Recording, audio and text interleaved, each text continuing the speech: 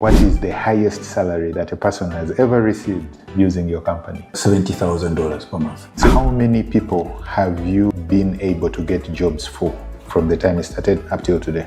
20 to 25,000. You go to LinkedIn, for example, and say apply, you will see that there are 200 applicants, 300 applicants. Should the person even bother applying for that one, or? No, always go for it, because we look at every single CV, because it's our system that shares the report. So go in there, present your application in a manner that speaks to the job. Even though it's 10,000 people, it will still pick it up. At the time when you have collated all these CVs and gotten the cream from this process, are there some red flags that you might look at and from your experience to know that this will not work and immediately throw it out? We should know that if you have been hopping from job to job, you've got to show what was the difference. Right. If there was no difference, then you are a job risk. If you show you've worked in a role for long periods of time, then also show what when companies come to you, what mistakes do they make in the process that can help them have a better candidate or enjoy the process better? Very important. Thanks, Albert. Some employers do not appreciate the process we follow. Now, one mistake that I've seen is some of them do not allow us to share our experience, because we are dealing with your competition. We're dealing with your potential competition. We're dealing with your former competition, all out there in the market. You're asking for a need. Ask us. In the process of recruitment, say, the person moves through as a code, candidate number. So the different phases, and the person who captures your details is not the one who is handling the process. And so that we have instituted, and it helped us greatly to reduce influence peddling. When you are unblocking, or now showing the candidate, yes, is the blackout up to the client? Because I would imagine that it comes up to the client, and the client also sees candidate number this, and then he says, bring me these candidate numbers, then the people appear that That's way. correct. For candidates who have managed to go through the sieves and in the interview process, what advice do you have for them to be able to get the offer? What should they do? Tell us about yourself in this kind of environment. The second approach is, are you familiar with this particular problem statement? Explain from a technical perspective how you... Is there something that an applicant can say or do that will significantly make them stand out, or at least spark your ears and say, wait, hold on, let's review this guy one more time? Good question. I saw from your profile that you had a very nice, illustrious career at the United Nations. This is considered a prestigious position by many. So I would like to understand the mindset that you had to move from that position to start this. When I was working with the UN. Thank you for coming on the show, Patrick. I'm very glad to have you here. Today, we're going to talk about jobs and everything to do with jobs. For those who do not know you, please introduce yourself and tell us what you do. Patrick Kabahanga Mbonye is my name. I'm the CEO of outsourcing Servtec Group. We operate in 5 countries across East Africa. That's Tanzania, Kenya, Uganda, Rwanda, and South Sudan. The services are typically recruitment, that's outsourced recruitment process, operations, employer on record services, the fully outsourced operations, which we call integrated project management systems. That's where it's output-based service. We also offer training, assessment and certification of particular trades to international standards. And we have recently acquired a platform to integrate all these, also called Flip Africa. Our training arm is called the Assessment and Skilling Center, and Flip Africa is our platform. The others are Q-sourcing, and plus a joint venture we entered into with a company called Worldwide Recruitment Solutions out of the UK, specifically for the energy sector in Uganda. Also a partner at an equity firm, private capital firm called Nyota Capital. What I do on a day-to-day is I am the chief executive officer of a group called Servtec. It turns 19 years of existence this year. Wow. I'm also involved in environmental projects, tree planting and stuff like that. I love that. And my future, I'm looking more at supporting entrepreneurs through some savings that we're putting aside, a group of friends, so that we can invest in entrepreneurs who are going to have impact on the future.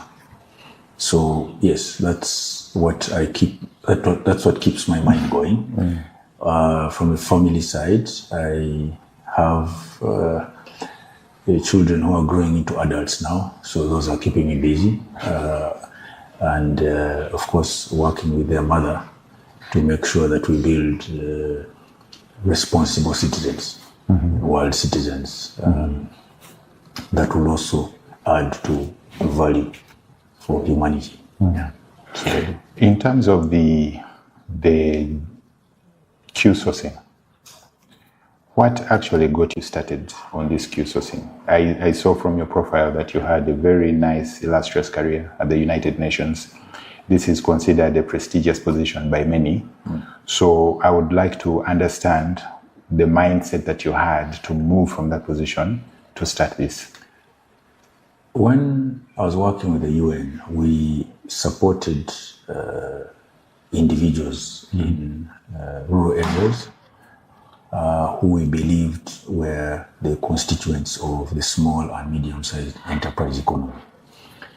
And we set up structures across the country, Uganda, specifically to establish centers of excellence where these individuals would go and get information and get guidance and basically build a repository of these institutions, of these companies and businesses. As we did this, I got more intimately involved in how they run their businesses, the challenges they face, and it grew on me that what really satisfied me was their continued satisfaction and their continued growth. But it also added to my history, my own self, because I've been very entrepreneurial, from back in the day when I was in St. Mary's. I always had extra grub that I would always make available for those who didn't have, but had cash. And I always knew that having some money would help me for the future. The future as soon as the next day. At that point, of course, I didn't imagine that the future involved the next year as I grew. I'm sorry. You used to sell grub, extra grub. Yes. Wow. Well, I think I used to sell all my grub. I think that's why I was thin as a skeleton, but I had some money in my pocket, yes. That's interesting. So I learned that from my mother because she had a grocery store, and that's really what paid school fees. My dad came into my life a little later because he was in exile, but my mom was really the principal provider. And I realized early on that there were some struggles to meet the needs, and so it was important to have a continuous flow of income. She was employed, so that subsistence income was complementary.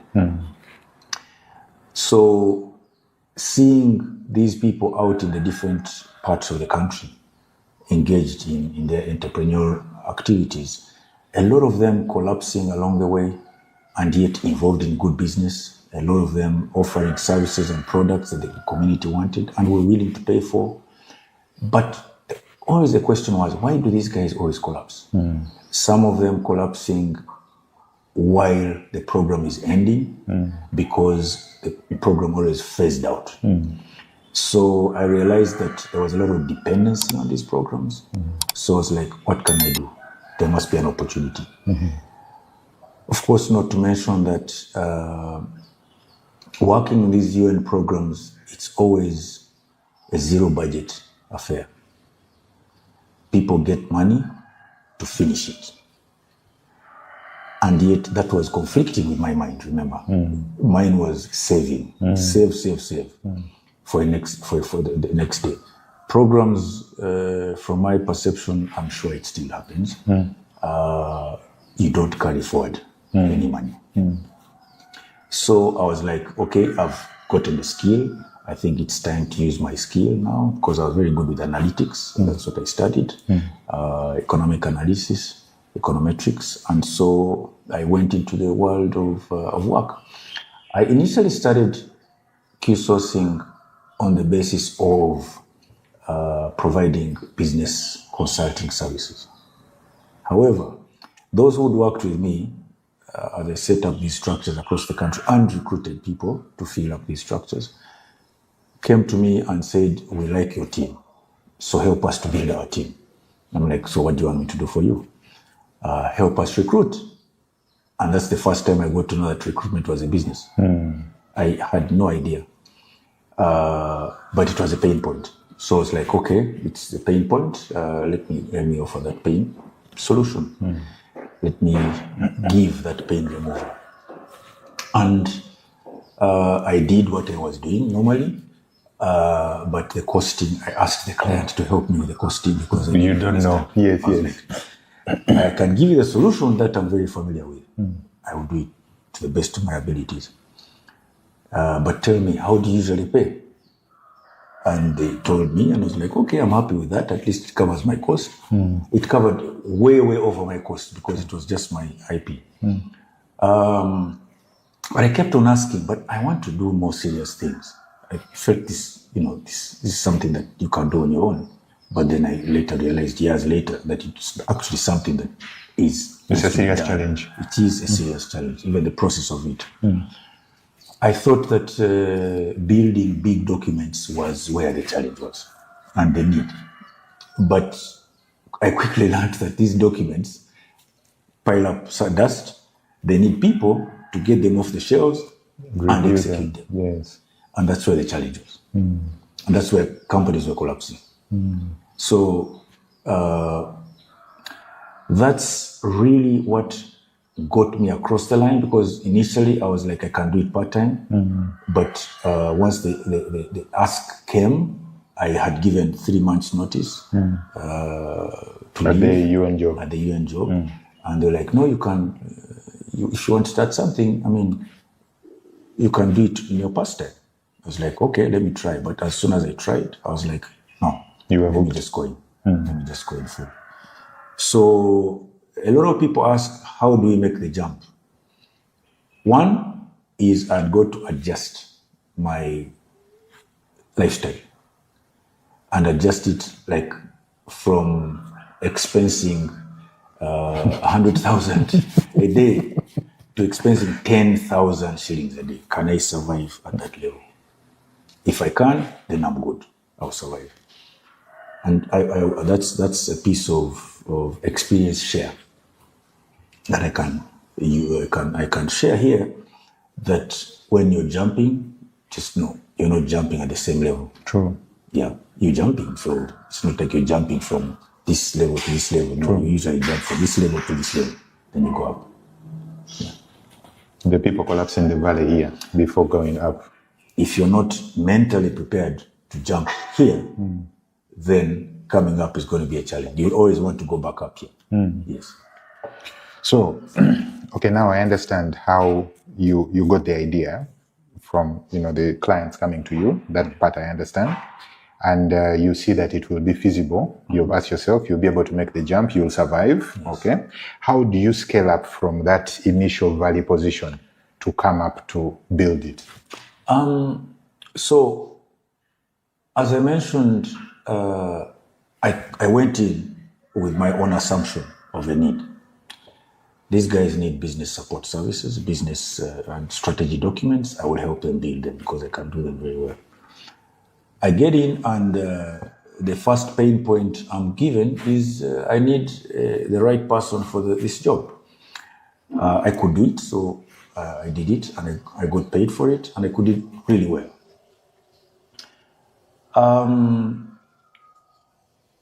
Now, I was conflicted. This is what I want to give, but this is what I'm being asked for. However, because my concern was always the success of my client, I always listened. I did not try to impose. And slowly, I subdued my own interests and focused on what you were being told of the client. And that's how we started recruitment. We went into employer on record, where we literally hold the contracts for the staff, but deploy them to the client premises. Went into fully outsourced operations, growing into a training arm, growing into digitizing what we do. All that was from the pain point. What do the clients need? Can we do it? Can we do it well? How do we do it better? Do it. And iterating. Yes. If I'm a business today, and I need to hire maybe, 5 people, right, for a specific job. Walk me through the process from need to actually having these people in the chair. Very important. Thanks, Herbert. Our first point of engagement is defining your need. And let me help clarify that giving me your JDs is not your need. The JDs define the person that you want in that role.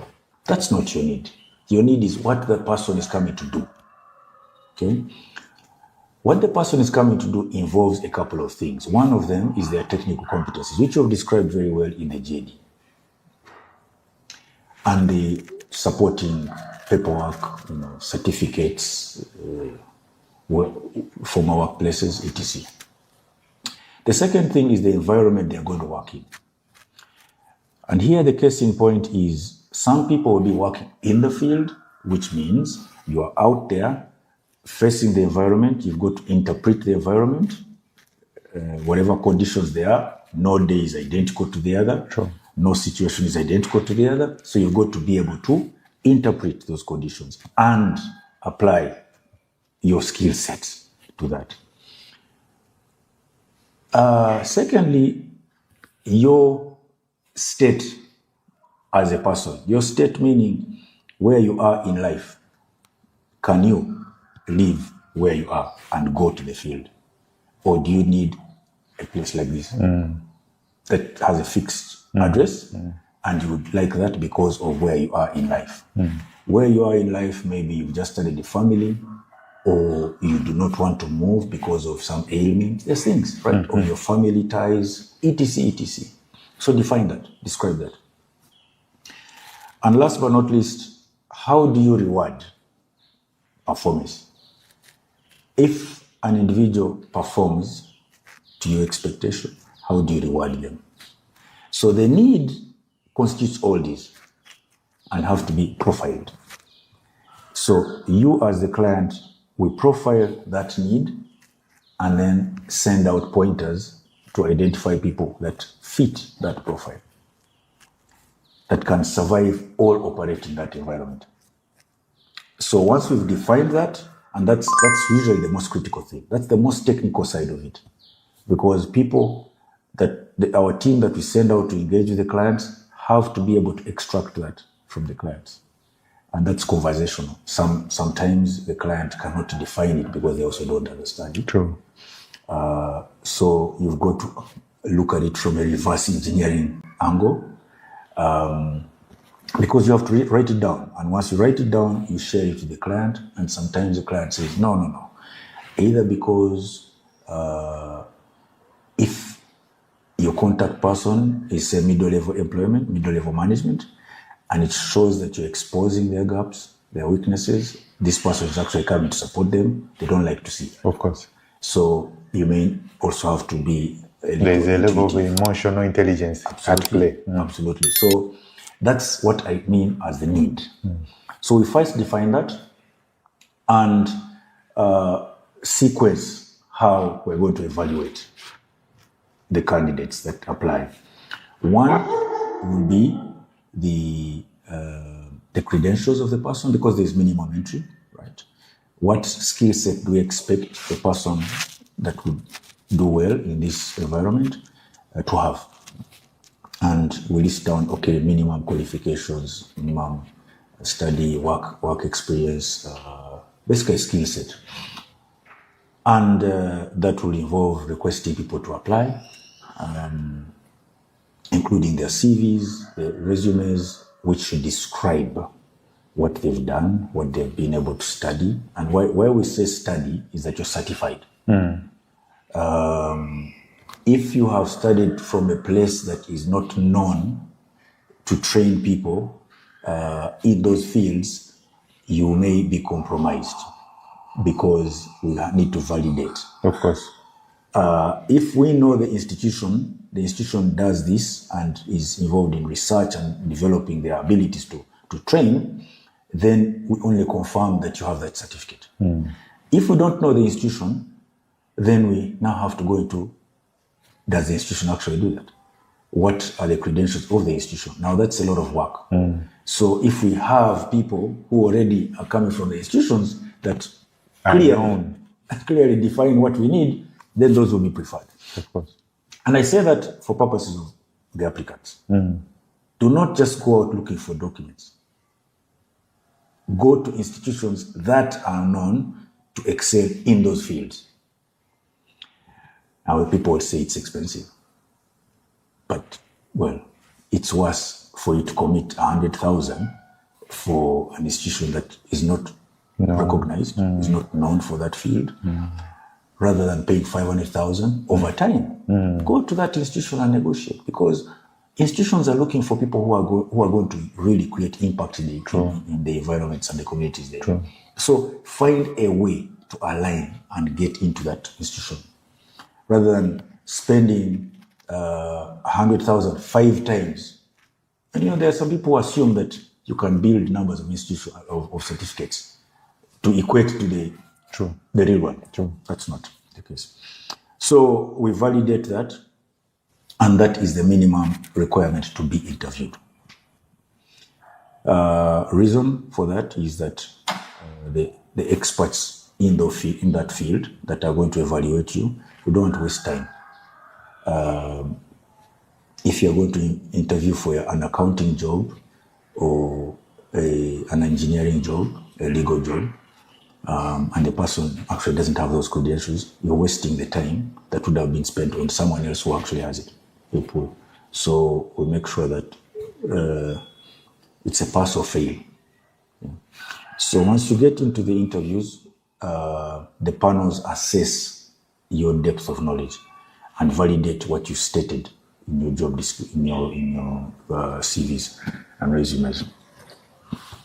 The individuals who best align to the profile. Remember, we talked about the need. So there's alignment we're looking for. The ones who best align are the ones who are shortlisted for the final. And the final here is where we now include the client who comes and engages with the individuals. And it's the client's choice, because you're going to work in the environment. Simple things like, we have too many women, we need some men. We have too many men, we need some women. We have people of this age bracket, we need some continuity, we need some younger guys, those kind of things. But of course also checking that you meet the need. You will be able to meet and satisfy the reason why they are filling this position. Let's always remember that any job that is put out there is put there because it has to meet a particular pain point. And if we don't understand that pain point, then we don't understand the job. I like what I'm hearing. And I like the quality control process. I like that. Talk to me about any automation systems that you may have, because so far it sounded a manual process. Yeah. Automation is the CVs coming in, because we get so many CVs. So they come in and we like to summarize them, give a template that they have to use, so that using AI tools we can easily summarize the content, and using that summary we can then also sieve and rank in terms of the exact areas that we need. The other area of automation is if there's an assessment that's given, okay, the assessment is online, so that people can do it from anywhere they are. We don't need them to come, all right? But it's time bound, time restricted, so that you do it within a particular time. The other aspect is communication with the candidates. They can actually monitor at which stage. Progress. Yes, progress, yeah. So we are also looking at helping our candidates who, after placement, can upgrade, continuously update their resumes online, so that at the next point of assessing what resources do we have in our database, they're updated already. Yeah. If you have, for example, 5 people who went for an interview and they selected one, but these 5, the 4 who are left were solid candidates, right? Do you have like a roster of pre-approved people that you maintain? Yes. To speed up the process for the next customer? That's correct. We do. How does that work? What happens is we keep in touch with those people. They know anyhow that they were not selected. Sometimes the client may indicate why, but other times, But it's our responsibility to keep these people in our focus. Part of the processes we go through is to ask them, when the next opportunity presents itself, whether they are still interested, and there's this opportunity, would they want to go for it? And then we again check. Sometimes it's been frustrating because an individual continuously tries and is not getting it. True. But we always encourage them to keep trying. I just want to share something that is all our responsibility. We talk about lack of jobs. The jobs are not going to be created by government. The jobs are going to be created by the private sector. So the more we support private sector, the more we are supporting our own environment. Government's role is to support private sector to create the jobs. That's the major role. Government itself, a job cannot be created. It's people who are who are giving services, producing products that create the jobs, because for that to happen, people are needed. Government gives public services, but the private sector is to support government to set up those outfits, to offer services that people pay for, to manufacture products that people buy. So the more that happens, the more the opportunities of jobs. So we always need to know, and that's why I emphasize that we should not expect that government is going to do that for us. We have to support government to do that, because it is it's a catalyst. Government is a catalyst, but the jobs are created by the private sector, and so the needs that the skill set have to match are needs of the private sector. And as we grow our businesses, let's allow for novices to come in and learn. We do not need to start paying them salaries. but allow for volunteers. Because those volunteers, as they keep learning, they become the skills that you will need for the future. True. Yes. Internships. Yes. When you look at, you mentioned private sector, you talked about government. If you look at the breakdown, the composition, private sector versus government, what do you see in terms of maybe percentage-wise, the jobs coming in from government and those coming in from private sector? You see, as the economy grows, the economy's growth is dependent on the private sector growth. So where there are more jobs coming up, it's always private sector. Because the government sets up structures to support The private. the private. So the private has to grow for then the government to come in. So basically it will always be bigger than the inflow from the government. Yes, absolutely. Always. It's, yeah, it's a support structure. Government is a support structure for the private sector. Yes. When the person has been placed at the organization, do you have like a monitoring mechanism where you discuss with the organization, how is our person doing? And also discuss with the person that you placed there, how is the organization doing? So that you get feedback on how you can improve the sourcing, how you can improve the placement, how you can improve on the verification of the company itself to see that it is working well. We used to do that very ardently earlier on until the numbers became quite big across the region. Remember, we operate in 5 countries. So right now we're introducing, that's where the automation also is coming in, so that we can get direct, continuous engagement with our candidates and with the clients.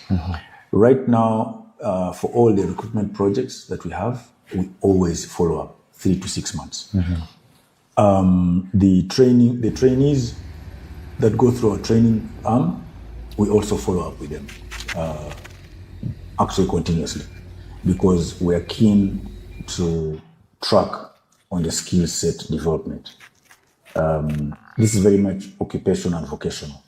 So there is the assumption that we don't have those skills in the country. So we want to build a repository that tracks the growth of these skill sets. Yes. So yes, we track these guys, but we want to do it even more deliberately. Yes. More scientifically. Yes. If I was a business, I'm sorry for cutting short. If I was a business owner and I have gotten someone from your service, I would really be impressed. I would see professionalism and I would love to engage with you even more when you call me 6 months out to see is the guy working well. And if there is also an option of switching out the guy in case he's not working well, I would really, really love that. And I don't know if many people do that, actually. I have not heard of it a lot, but it is something that I think can be automated in like a feedback form, a feedback loop or something like that. You contact them, your team contacts them, and, they give you this feedback. And they can tell you also what they have noticed since the start up till now that can help in improving this. I like that. You talked about the quality assurance process and how you do the needs determination. Very good. I want to go back to the business trying to get this service. Are they going to go and search for Q sourcing, see your phone number and call you? How does that process actually work at the initial stage? So for the candidates... no, not the candidates, the company. Which ones? Yes. The queries. No, we have on our website, on our social pages, we have an address. I don't get involved in that. My role as a CEO of the group and the C-suite members are quality control, ensuring that the financial reporting is to the standard, ensuring that the customer service and customer experience is to the standard, ensuring that the whole IT process is to the standard, the HR, etc. So there are team members who access those emails. And once we get the email, it's received by the leads team. The leads team reaches out to the client. a potential client, whichever country, and asks for their need. Remember, we talked about the need, profiles the need, and then gives confirmation that yes, we're going to come back to you with a proposal. Then we have what we call a growth team. That's the sales team. We call them growth because there's new clients and then there's existing growth in existing clients. Growth in existing clients is out of customer experience, because when the customer enjoys the experience, they'll give you more business. Growth is new clients. So the leads team determines whether it's growth in an existing client or a repeat business or a new client, and sends that particular assignment to the fitting member of staff. In all the countries we operate, we've got full outfits. So these teams are very, very competent to respond. So it is my responsibility to continuously train, see that these people are trained through our C-suite. So our role as the C-suite is continuously monitor that the standards are being met, standards of the brand. Number two, wherever there are improvement areas, we look at that and introduce the improvements. And number three, continuously train the team, capacity building of the team. You'll be shocked to know that the average age of our team is 28. And I probably am double it.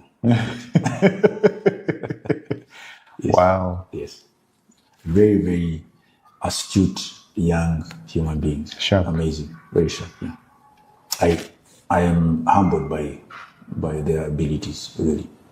Yeah. I'm not sure we were that adept at that age. At that age? Yeah. I know I wasn't, for sure. I know I wasn't. They're quite good. I mean, I like. There's a lot of stereotyping for the young generation, but these guys are putting in their all. Yes. And I think we need to appreciate them a bit more. I think you just did. You just appreciated them. Yeah. Tell me, for your repeat customers, the clients, and here we're talking about the clients, we haven't even gotten to the job seeker side yet, but for the repeat clients that you have seen over time, do you have like service level agreements covering a period of time? It is two-phase question, period of time. And if so, do you have a service where you go in periodically to the company and do like a quality assessment of their HR to see potential gaps and potential suggestions for them, for their consideration as part of the service that you provide these long-standing customers? We attempted that before.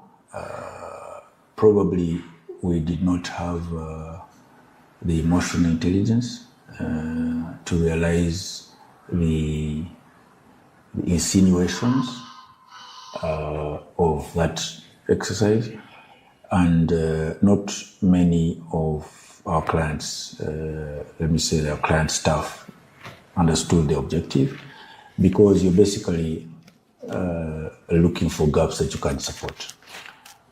But you're also calling out the people on the other side for the gaps.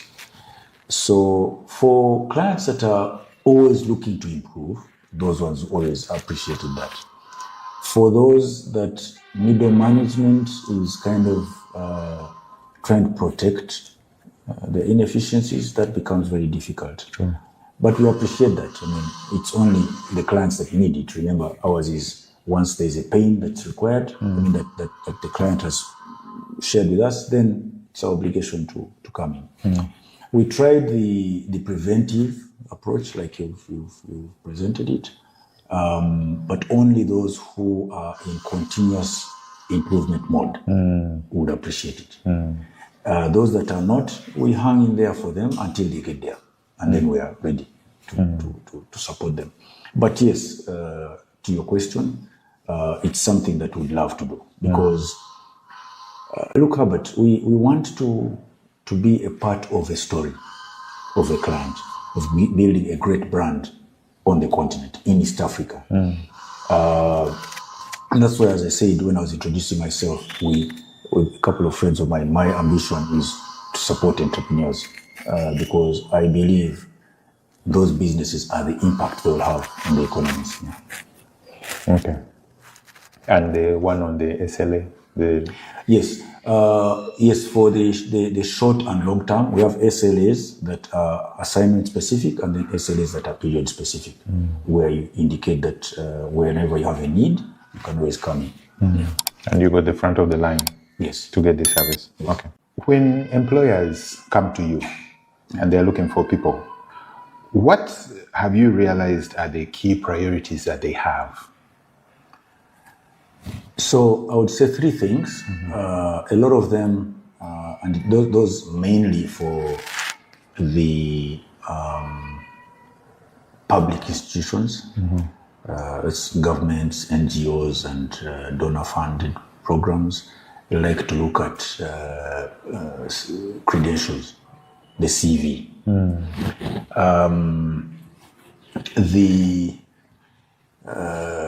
The private sector guys, not so much. They want to see where you have worked and what you did, where you did it from.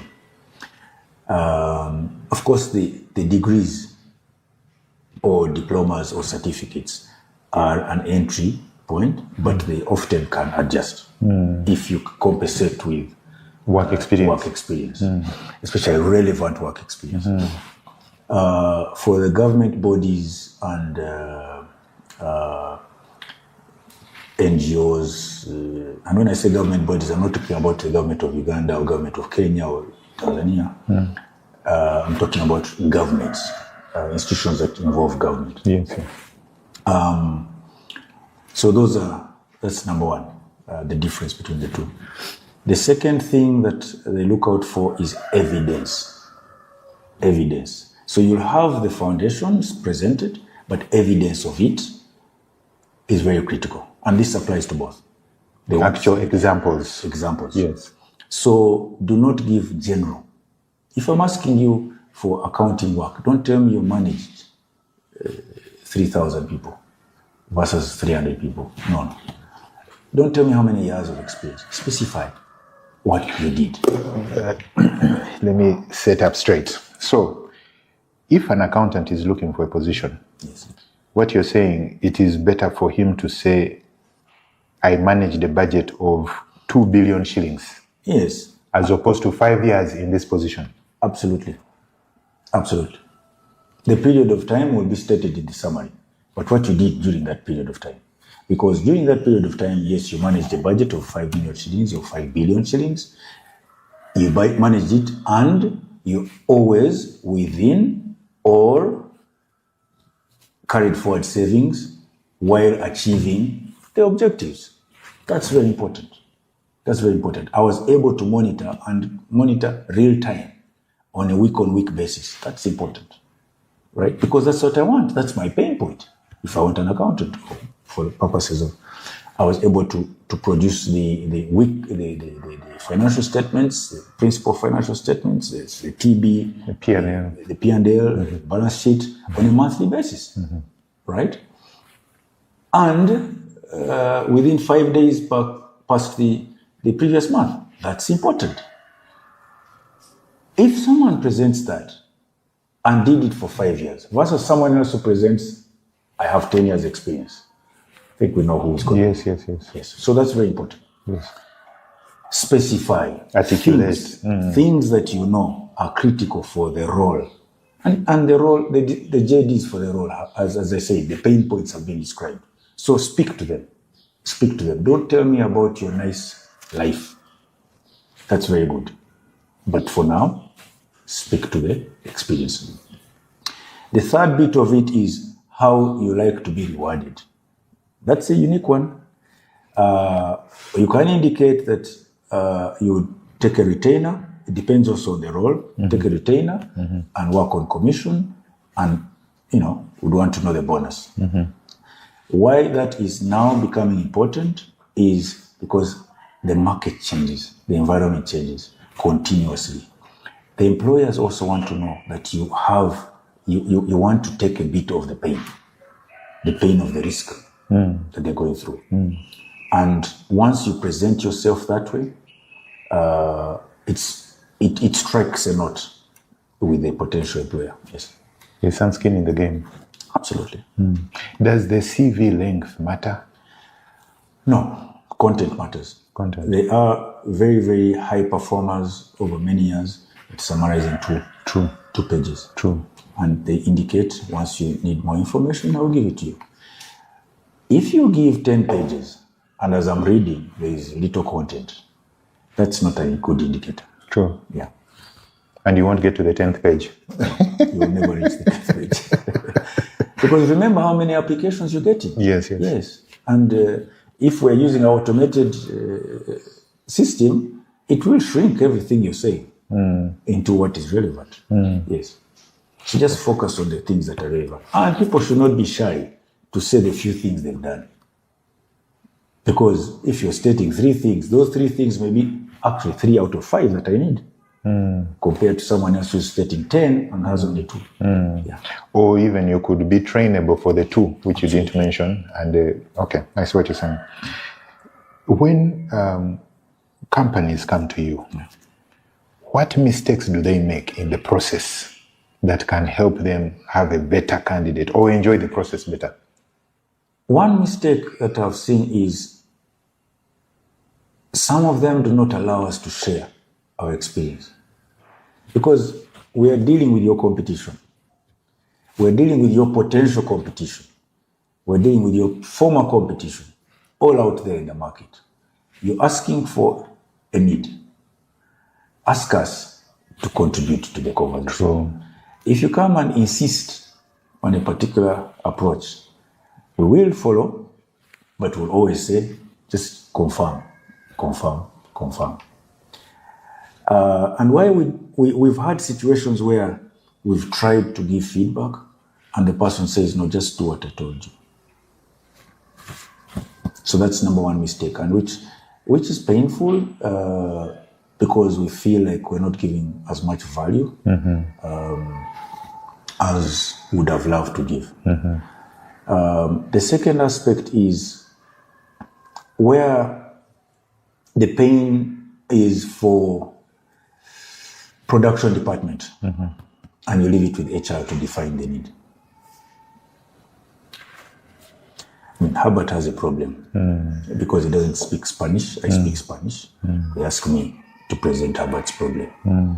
I will present Herbert's problem from what I see. True. But is it actually what the problem is? True. Find a translator for Herbert. Yes. And let him speak. Let him speak, because that is the one who has the need. And he's the one to whom this individual is being recruited is going to report. And he's the one who will have the pain, continuous pain or reduced pain, or no pain after the placement. The service. So that's the second point that we see. And when we give feedback on the need to speak to the actual user, and the client tends to resist, some of those conversations will end because we know it's going to be difficult. There will be continuous back and forth because the communication channel is blocked and it's not smooth. So it's not efficient. No, it's not efficient, and it's not going to yield the results that the client wants. The third part that we see as a problem center is it's okay to give us your budget, but sometimes it's also okay. Remember, we talked about some people prefer to have, retainer, commission, and even bonus. So the commission and bonus will be over and above. Just share with us your need, and you can indicate to us the budget, the bracket, as an indicator of what my budget is. However, because it's growth, we're always in the growth mode. Allow for conversations with some of these candidates that may be out of budget, but indicate your budget and your intention to grow if they also bring what it takes and what is needed to grow that budget provision. So that flexibility is something that is rare, but it's growing. It's good. Yeah. I know you mentioned slightly about the budget. I have noticed that for many of the jobs, they don't actually put the salary that they will be paying. And the salary, to me, is a good sieve from applicants. You know, they can look at it and say, this one I'll do, or this one I cannot waste my time doing. Do you find that clients are resistant, customers are resistant to adding it, or they don't see the benefit, or what do you think? Yes and no. Sometimes they don't see the use. Sometimes they put it there as a criteria. But either way, it's just an indicator because that's the perceived value that they see from this role. If you come in with a different proposition and it syncs with them, then they can have the conversation. But as I said earlier, it's important to look at the needs of the role. And if it syncs with you, go for it. One aspect that I find job seekers do not appreciate very much is that they go for roles simply because of the money that they have seen. Yes. And the unfortunate thing is that money is not going to motivate you for so long. It's the actual work that's there that's most critical. Yes.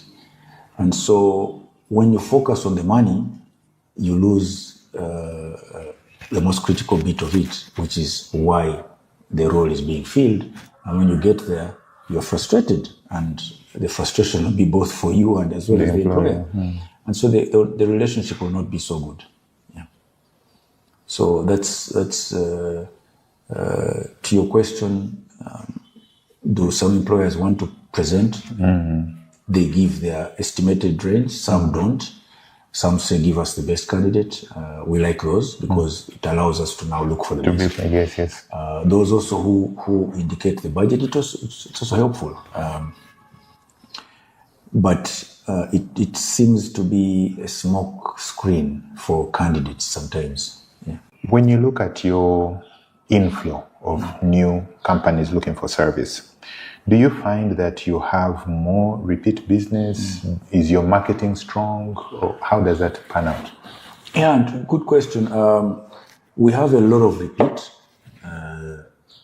businesses, repeat clients, who come for additional roles. Those are helpful because we already know the culture, so we can speak to it with the potential candidates. We have a lot from our social media pages because of the stories told by placed candidates, not the clients, placed candidates. So we like those stories because they speak impact on individuals out there in the market. We have a lot of word of mouth, satisfied clients recommending us. And very little out of advertising. Of course, a lot of these go through bids as well. So we are called to bid. And that's pretty much, we don't do a lot of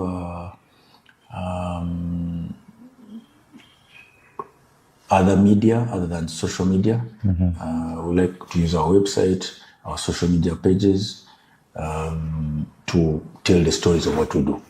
Yeah. Do you actively, the stories you talked about of the placed candidates, yes, do you actively put these stories out there, or are they organic from the applicants themselves? Some are organic, some are actually posted by the applicants themselves. Right, celebration. Exactly. LinkedIn, on Facebook, Instagram, they talk about their experiences. So those are always the best. And those are the ones actually I look for as CEO. Yes. Because it shows me what my team is doing. True. Yes. When you look at the recruitment industry in the regions where you serve, what or who would you say are your competitors, and how do you stand out from them? So, well, we operate in Tanzania, Kenya, Uganda, Rwanda, and South Sudan. Okay. And we've got affiliate partners that operate in Senegal, Cote d'Ivoire, Congo Brazzaville, DRC, Mozambique, and we're looking at Namibia and Zambia. Those are areas of operation. How do we stand out in those markets? How we do our business across the board is that we are very specific on standards, and we hold ourselves to the highest standards. We believe as a brand we should not be compared to the lowest standard because it's what exists in that market. No. We want to compare ourselves to the highest standard on the continent as well as in the world. And that's why a couple of years ago, I signed up a relationship with a European-based company which has interest in western part of Africa. It's French-based, so we're complementary, Anglophone and Francophone. And together, that's our ambition, to be number one on the continent. I would say that we're in the top 5 on the continent. I would be very confident in responding that on the continent, if there's an assignment that involves multiple countries where we operate, we would certainly deliver one of the best services. On the independent country scenes, we are also in the top 5, in some top 3, clearly top 3. And 3 of the things that I say put us high up there is each entity has an obligation to maintain ISO standard, the QMS standard, quality management services standard.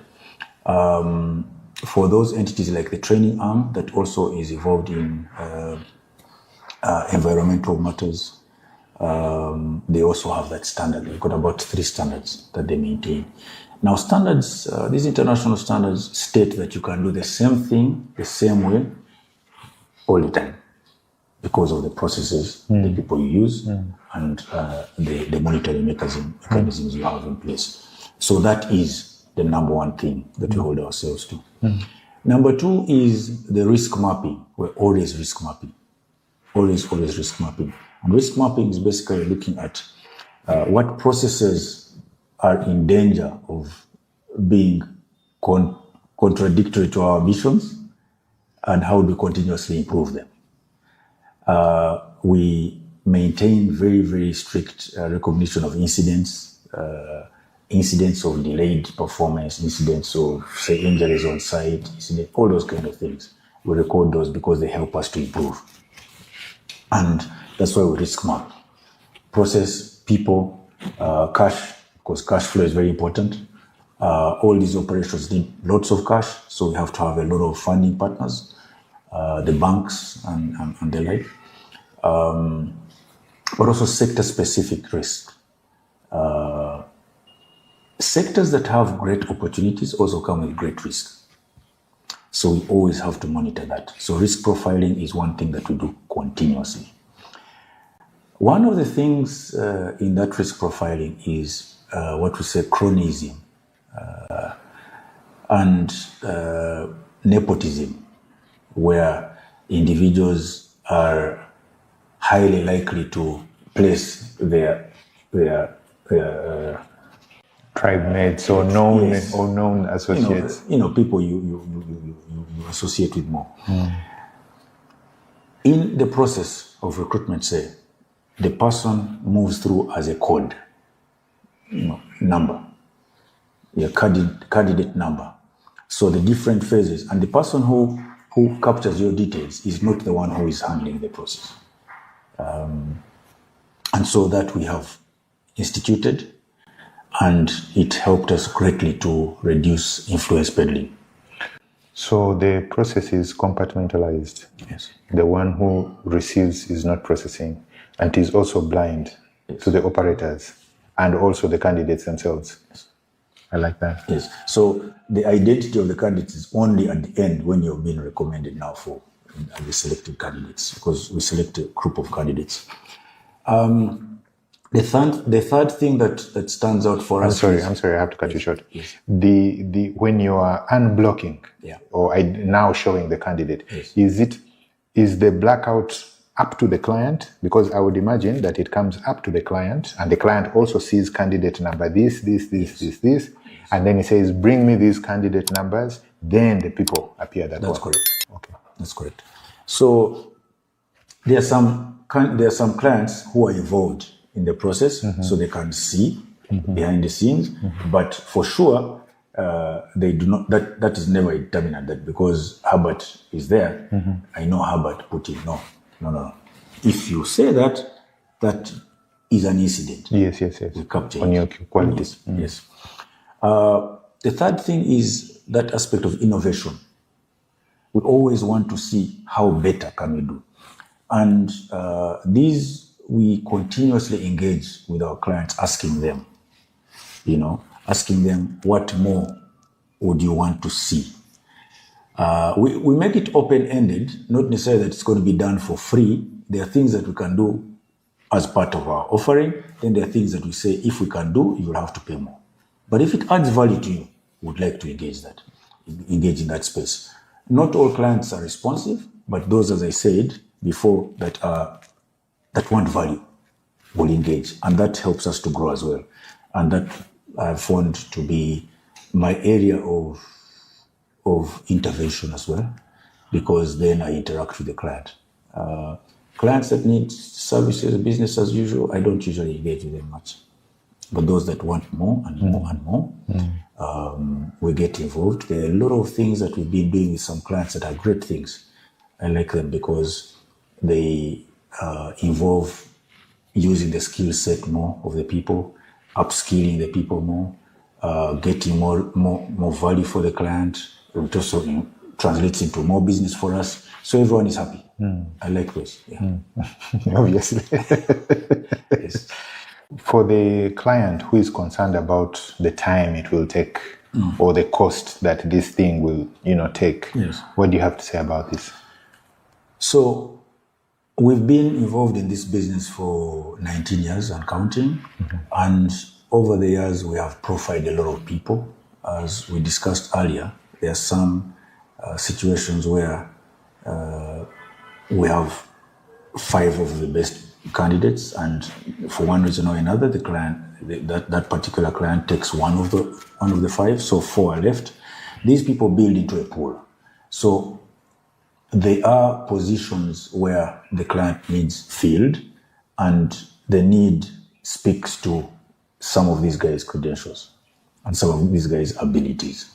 So in some of those cases, we can give 48 hours just to validate with the client, with the candidates, whether they can send us any updated material that will be necessary. We can do it in 24, but we like 48, just to allow for time for the candidates in case they've traveled or they can't reach that material.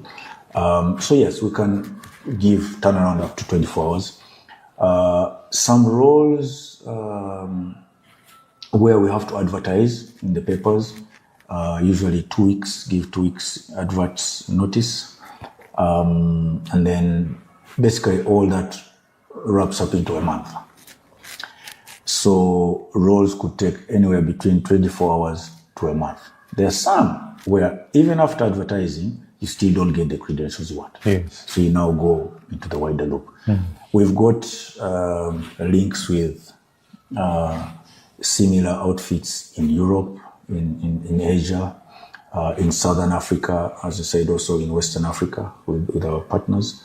And so we'll escalate it to that point. So sometimes it could go up to 6 months if the role is that critical. But in that case, it's a role that involves replacing someone who's been there for a while. So the employer is ready and willing to wait. But that's very, very rare. Those are very, very much outliers of this whole process, yes. But typically 24 hours to 1 month. Yeah. What about the range of costing? The costing, so typically it's 1 month equivalent, 1 month equivalent gross pay, or what would say 8.5% of the annual gross. That's the minimum in some instances. It could grow up to 12% of the annual salary. Depending on the features they want. Yes, depending on the roles. But in some instances, you could be asking for roles that we already have, the CVs, and bigger numbers, so we give you a discount. Yeah, so there are discounts as well. So it's always negotiable. But we always want to come out showing the client that, they've gotten more than they paid for. It's rare for clients that do not appreciate value. We had discussed earlier about the red flags and where you find employers that have typically based recruitment on trust because of relations. You hire your family members, not because of their competencies, but rather because you think you trust them, because you share the bloodline. There will always be conflict, because when we send these candidates in, if the employer's priority is on trust and relation, they will downplay the credentials of this person and the capacity of this person, and there will be frustration. Yes. So the cost aspects we can always negotiate, but not out of what we feel is the value we're giving. If I'm an employer, how can I get more value from you?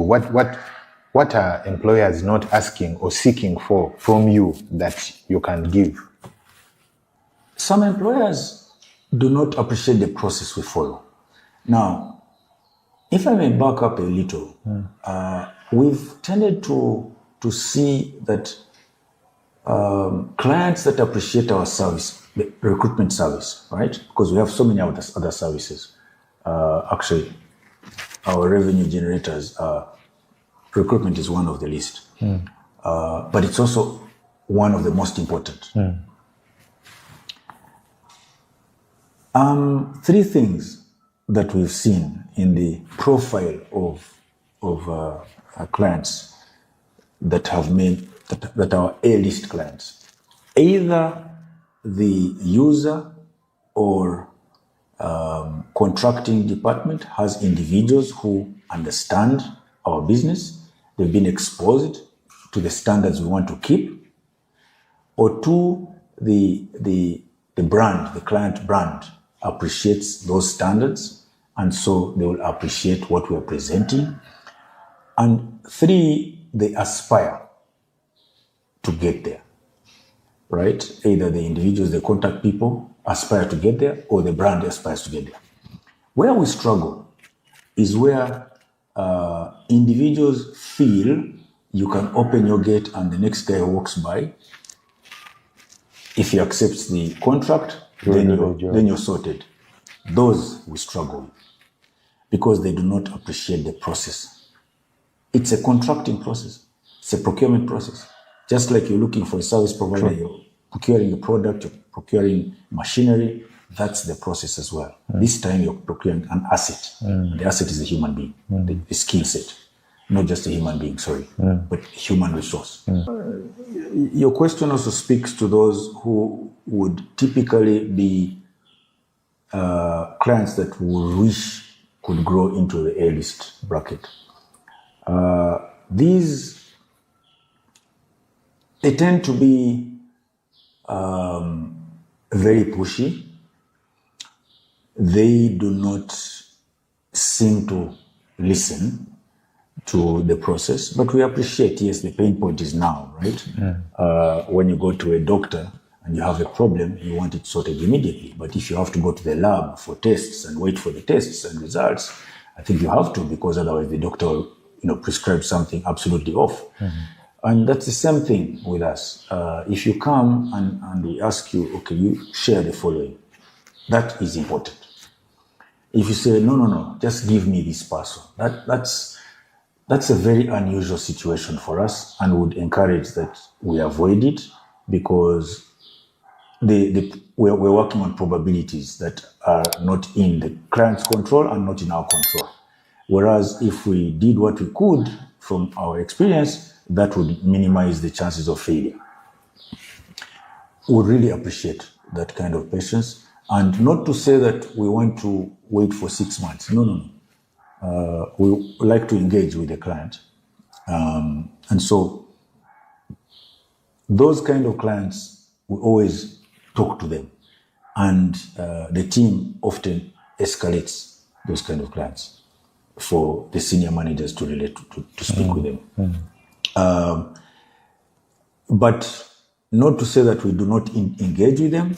We feel that the conversation with them should still be had, because some of these guys are probably in so much pain, right? So it's even blocked their ability to be patient. So interacting with them and giving them more confidence is quite helpful. And something that we're able to do, but not many clients ask for it.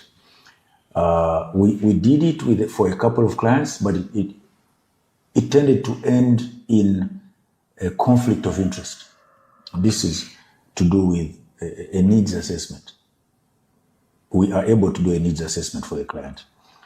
But now we're costing it because we've had experience where we do the needs assessment, and because we're interacting with the users who probably have their gaps have come out from the needs assessment, they kill the whole process at that point.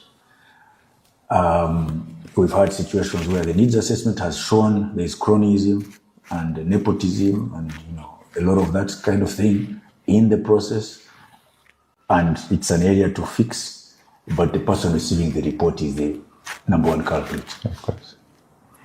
We've had situations where the systems are bloated and we're coming to clean out, and the beneficiaries of that bloating are receiving the report. Of course. All those situations are situations that will be beneficial for the client. However, the client not seeing that those are possibilities, and when I say the client here, I'm talking about the head Yes. of the client team, not just our contact person. Yes.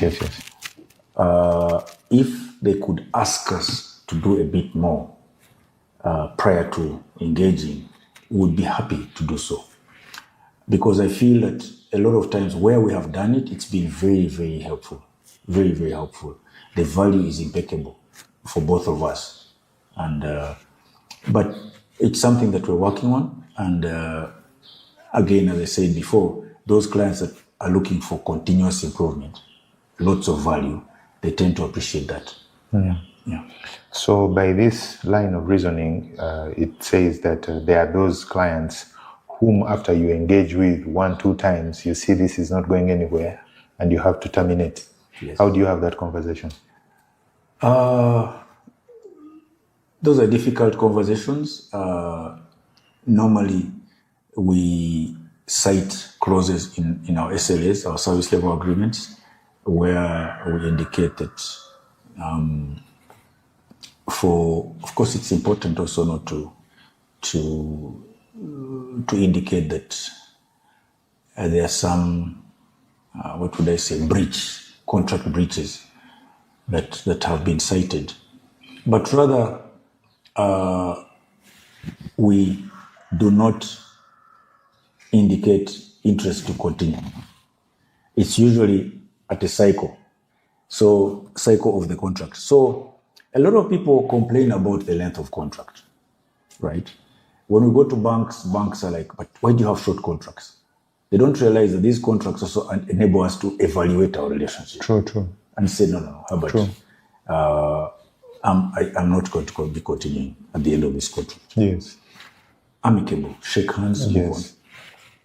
If, however, you get a situation in a 5-year contract and you're in year 2, that is a situation. That is a big problem, because there's got to be very, very substantial reason for you to terminate, even if it is 3 months. There's people who assume that everyone has a right to exit. It's not as simple as that. Some situations may be that there is some EQ that we have seen that has diminished because Herbert has left, John has come in, and we were discussing progressive change with Herbert. John has come in and he wants to learn from the beginning. Herbert has left with a lot of that institutional memory. We cannot have a conversation with John. It's not our space. That becomes very complicated. And yet we've already started to commit, right, to those changes. And so we say, okay, at the end of this contract, we shall not renew. But you're in year 2 or 5. That becomes complicated. So those conversations are mainly at the end of, at the next cycle of renewal. That's when we I like that. I think that is also notorious in the UN. You must have picked it from there. Yes. They have very short contracts, 2 weeks or so, and people have worked for 10 years in the organization, but they have to keep renewing. And it keeps you on your toes. It keeps you sharp all the time. Because if you fail, there's no signature, and it maintains the alignment. Because when we misalign, there should be room for, okay, I think we're misaligning, we're sliding out of line. So shake hands. But if you start to misalign on a 10-year contract, you're in year 2, difficult. True. Difficult, yeah. I wanted to go back to the question of clients coming in with a particular mindset or thinking they need this person as opposed to something else. Do you have an example that you can cite? Or we have situations where some clients assume we are administrators. We're actually not professional service providers. They feel we announce on radio, bring people in, ask for their credentials, and do not evaluate them, and just give them the people as they are. As professionals, it's our role to ask you. Remember, the issue is they start with what is your need, and allow us to analyze that and share with you our input. That's the relationship that we feel should be had with a client. Not getting instructions. Clients where we get instructions are often clients where the value add is very small. There is a lot of situations where there is mix-up of need and role. Case in point is accountant and finance manager. A finance manager is not an accountant. An accountant is to build your set of accounts and present them in those 3 critical principal documents, right? TB, P&L, and your balance sheet. Accounting for your money. A finance manager looks ahead, right? A lot of them, the foundation is analysis, financial analysis, investment analysis. So, where you want your books of accounts to be in order and to have your statements presented accurately, timely, etc., do you really need a finance manager? So, clients that have come to show the pain point so we can discuss what their need is and the credentials that would fit and the role also that we would plug in, that ends with a successful fit, successful placement. For where you come and insist, this is what I want, we'll give it to you, but there'll be so much back and forth, wastage of time for you as the client and for us as well. Because we want to give you, remember we talked about 24 hours to 30 days. And the longer it lasts, the more frustration for our teams, both our teams. So I like to use that adage of, it's important to know what you don't know. And not assume all the time when you walk into a situation that you already know. Maybe start with, I don't know, until you realize you actually know. And that's an approach I use and for the company. Continuous improvement means you don't know everything. You always look for what you don't know. So yes, we've had situations where there's a mindset issue, and we tend to shake hands before it gets messy. When before you hand over the client for interview, the candidates for interview, talk to me about the background check process that you go through to vet them. Of course, the interview process, as you said earlier, it includes the validation of your skill set through assessments, right? Those interviews, checking your paperwork to confirm that the papers are legit, and also, of course, verifying the documents you're sharing with us. That's before presenting you to the client. Once the client selects you, we now do background check on you as an individual. Some of those will include credit reference checks, because for roles where you're going to be handling money, a lot of transactions, your financial behavior is important. Of course. Yeah. And we ask you to confirm that it's okay to check you out, and then we go in and check you out. We've had situations where people are so indebted, and that always affects their ability to make the right decisions at work. So we call it out, yeah. Any other areas other than the political matters? If you are very political, you will tend to be biased in your approach to situations. It doesn't matter whether you're pro or against government. It doesn't matter, so long as you're political. If it's a business, the business is a business. It's not political, so we're not hiring you for your political affiliations. That's a critical area. It's also important to check your mental state. Now, not necessarily whether you're mentally ill or not, but how have your behaviors been over time? Are you a person that is triggered by certain stress factors, and yet this role is stressful, right? How do you handle different environments? That's very important, because if you don't check that out, the person will have all the credentials, all the experience, has accepted the role, but they are simply not in the state of mind to work. Simply, yeah. And it's frustrating for all parties. We who have placed you, the client who's going to employ you, and you yourself. So we look out for those, talk about your staff that you have. I know the regional coverage. Active staff, maybe casuals, these volunteers, interns. What numbers are we looking at?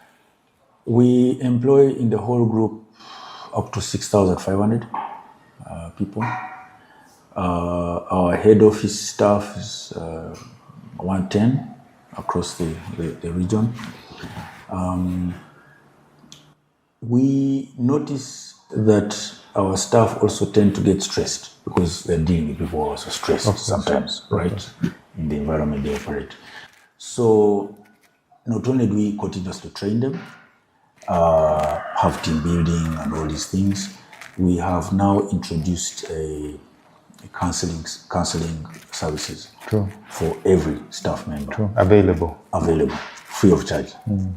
whether you're doing fine, stressed, or about to run crazy, they're available.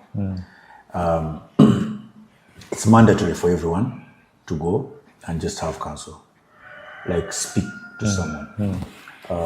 What's going great, what's not going well, and what is really stressing you. We all have that need, and so the company felt it's a critical service that we have to give to our staff. True. The staff do a lot of work. The younger generation, as opposed to us, do not have a lot of community outside the social media. Many years ago, we had villages where people would crisscross between compounds and there would not be questions asked. Simply walk into a compound and catch up. Even eat from the food, yes. Someone is playing football, you just go and join in, and play away. When there's lunch, you go and sit with the family, no questions asked, you're from the neighborhood, it's okay. That's not possible anymore. You have to be invited, you don't know your neighbor. We knew our neighbors. As far away as like 3 roads away. The whole village you knew, but now you stay in a place, you're all in a gated community, you don't know each other. So those things helped us to grow our emotional intelligence. The current generation is spending a lot of time on gadgets, and that time that we used to use to interact with others is being used to interact with others on phone. And these others are not necessarily in our nearby community. These are out there in very different communities. So we feel that because we have a young generation of staff, we have to give them that opportunity for counsel. Well, even us, the old ones need it. So of course, it helps both. Of course. Yeah. For the job seekers, what are some of the most common myths that you hear, and what is the truth behind these? 3 things. One, a lot of assumptions that you need to know someone to be a candidate or to be placed into a role, versus you need to have the credentials and satisfy the assessment process to meet the need of the particular role. The second thing is that you have to have a long CV and many years of experience for you to be the preferred candidate. No, you need to show that you have done things that are needed in that particular role and have expertise in that, because that's all people need. If you've done it in a shorter time and have experience, fair enough. The third thing is that we always go for the cheapest. No, we don't. We always go for the one who's going to create value, because the one who's going to create value will compensate for their expense anyhow. So those are things that it's unfortunate. A lot of people get stuck in that. And because of that, they miss opportunities. There is also one that I tend to hear where people say that the jobs which are advertised are already taken. This is for sure. What do you think? People need to realize that advertising is a cost. So if a job is already taken, why incur that cost? We are always very cautious of money. So if we have advertised, it means that we want to build our pool of potential candidates. And please respond. Besides, it doesn't cost you anything other than time to respond. And if that was the case, you did your bit. I would always encourage people to do their part and not to assume that someone else needs to do something before they do their part. Just do your part. Yeah. So it's not correct. We don't, at least I wouldn't sign off that. Absolute waste of money and time. True. Yeah. There is also one where they say that if the job says like you mentioned, turnaround down can be 48 hours to 1 month, right? Yes. And they say the deadline is 1 month. Yes. So there is a school of thought that says, as soon as you see the job posted, apply that same day. And you could be called for an interview that same day, even if the deadline is 1 month.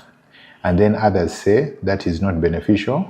The process will wait up to the end of the month before you're called in.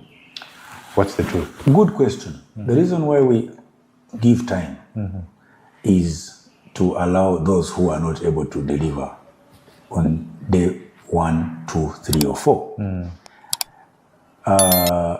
Otherwise, we would say we are advertising today and we expect to receive the CVs day 20. No. If we start, the process starts immediately. And people need to realize that there are so many applications. That's why we give it time. It allows the team in-house to start to process CVs. And the question I would ask back to such people, Herbert, is, would it give you more chances to be in the front row or in the back? The early bird or the late comer? Exactly. It's simple. As I've said, put yourself in a position of advantage, not disadvantage. That's the principle. So that you don't blame the process, but yourself. Yes. You have all that you need. There is nothing you're going to do between now and 20 days. 30 days. Why? What happens if on day 29 you're running around looking for where to send the submission? Or between now and then something happens, you have a family event and you have to go off, and then you have to come back earlier to do it. Get it done. Yes. So what I'm hearing, there is an advantage to the early submission, despite the fact that it is saying 30 days out.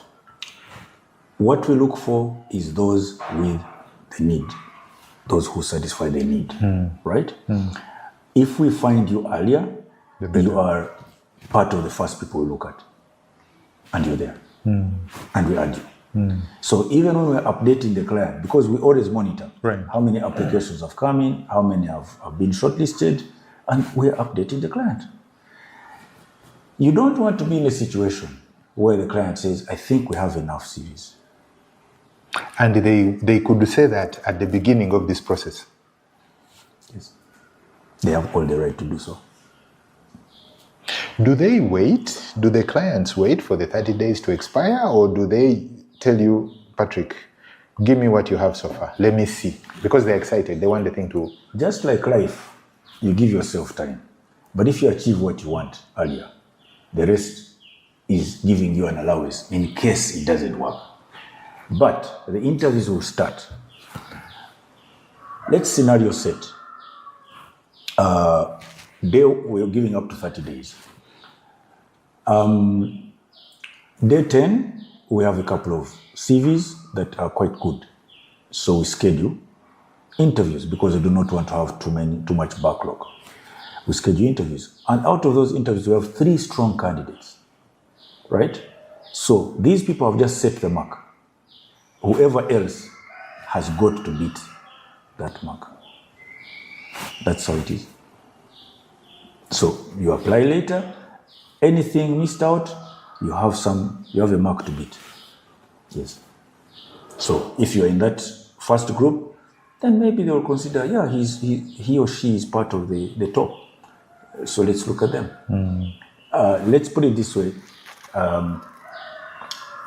If you were part of those in the first 10 days, and you increase from 3 to 5, right? So you have 5 people. If you're not in there, then they have 3 people. And you come in later, will they add you? Probably not. Yes, because now you have to be better than the 3. Not same, better. Yes, that's the situation. And again, I'll say, seize the opportunity with both hands. Yeah. Let's not have situations where an opportunity passes us by because we feel we still have time. Yeah. There is a friend of mine. She had a role that she wanted, and the deadline was a month to go. And I asked her, "Did you apply?" No, they just advertised. I have 30 days. I said, "Okay, so have you applied?" No, I still have 30 days. I said, "This is the wrong approach." I tried to explain exactly what you're saying, and she gave me serious pushback about this, saying the 30 days is okay, and they will wait and look at everything like a bidding process or something. I said, "This is not." It's not statutory. It's not statutory. It is only an allowance. To build efficiency. Yes. Okay. How about the myth relating to the number of applicants who have already... So if a job is posted and say apply, for example, if you go to LinkedIn, for example, and say apply, you will see that there are 200 applicants, 300 applicants. Should the person even bother applying for that one, or how does it work? Always go. No, always go for it, because if how we do our system is whoever applies, irrespective of the number, we're looking for particular aspects of the credentials that we'll need before people are called. And we look at every single CV, because it's not just manually looked at, it's our system that shares the report. So go in there, present your application in a manner that speaks to the job. And once you have those credentials and the system has captured them, then you will be summarized. You will be part of that summary that will be called. So please go ahead. Even though it's 10,000 people, it will still pick it out. Don't be discouraged. No, don't be discouraged, because we have to account also to the client that we're able to bring them the best. Out of the 10,000, what did you do that helped to extract the best from these 10,000? Yes, it's our obligation. Yeah, I think that is good. It also speaks to your quality control and the operation internally to sieve out these people. Absolutely, absolutely. At the time when you have collated all these CVs and gotten the cream from this process, and you're now looking at them physically, the actual applications or the summaries, are there some red flags that you might look at and from your experience know that this will not work and immediately throw it out? Again, three things I'll share. If I look at two CVs, let's for a moment assume they all have worked over a 5-year period. CV A has someone working through 5 jobs. Through those jobs, they have done different things. And the different things are reflected in the achievements they have reported. Remember, we talked of what did you do in the job where you were. CV B has been in 2 roles, but has done the same thing. Right? There are 2 things that we're dealing with here. A red flag of being a job hopper that is addressed by having done different things. So you're now a preferred candidate rather than a red flag. Right? This one who would have loved to see achievements, you've done the same thing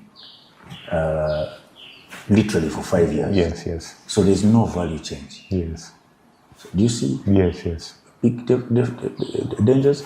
So how we present our CVs, we should know that if you have been hopping from job to job, you've got to show what was the difference. Right. Absolutely. If there was no difference, then you are a job risk. If you show you've worked in a role for long periods of time, then also show what you did in that role. Not just show that you were reporting on time, on duty, to work on duty on time. So that's number one about the frequency of time spent in roles. The second thing is telling lies On the CV. on the CV. And telling lies on the CV, in your summary, you say how you have, I don't know, all kinds of nice stories, you solutions oriented, but you're solutions oriented, you've not showed examples of where you solved problems in your roles. Please don't do. Because when you do that, we look out for that and we say, this one is just flamboyant, just likes to talk nice things, but zero action. And that red flags. And remember, you are now competing with the top brass because the CVs we look at are those that have been selected from the system. So if we pick out something like that, it's a pass or fail. This question mark on the side. The third thing is where your referees, none of them is from where you have worked before. Family, friends, your father, your mother, or sister, brother, cousin, whatever. That's a red flag. What if, okay, good question, good point. What if, so we work together, same organization, Yes. I'm looking for a different place, so I'm no longer here, but you've also moved on somewhere else. Yes. So that reference would be okay because you can speak to the period that I'm talking about. Correct. Okay. I can speak to the period, but also, even if I moved on, if they check with the company, there are two people who are making reference to you having been there, Yes. rather than just one person. Yes. So it's important to speak because to validate what appears on your CV, there needs to be some backup. So if you give me a referee that has nothing to say about where you worked, yes, if I was your father and I'm involved in your life, I can speak about what you told me outside, what has come back to me. But those who worked with you in the workplace will give a primary experience with you. Yes, that's important. There is online a common saying, I don't know if it is a saying, but I hope we find out. But there is something online that talks about that when a recruiter has received, so you have at any one time in your pipeline, I'm assuming maybe you have 50 jobs that you're trying to get people for, right? And for each job you have received maybe, 400 CVs, right? So you're in thousands of CVs and the clock is ticking every time, right? Hence the huge stuff that you talked about.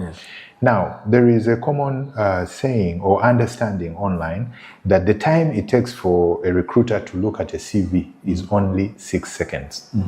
You mentioned something about pass or fail. You look at the thing, yes, no, put on the side, move on with the rest, right?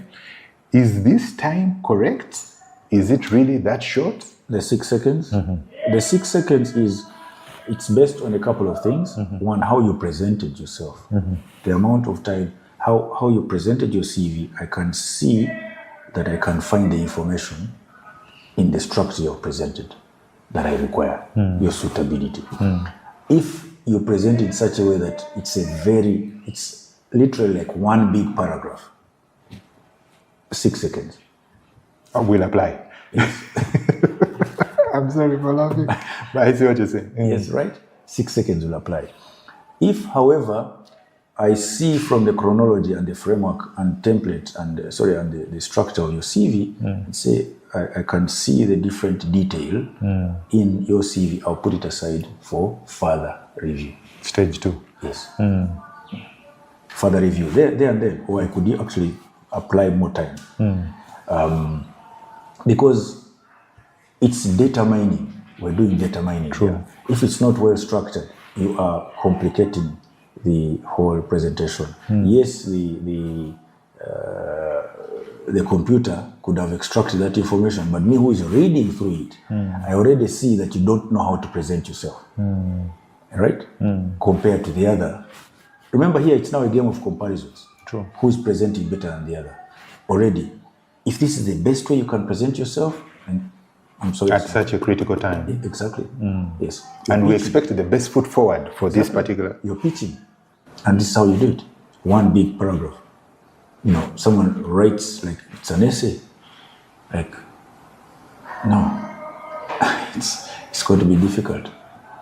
I saw somewhere in your profile, I think you mentioned or said that people can now make good CVs. We are going beyond good CVs and using. Can you talk about that? So, if you went to Chat GPT, you could ask it to do your profile resume,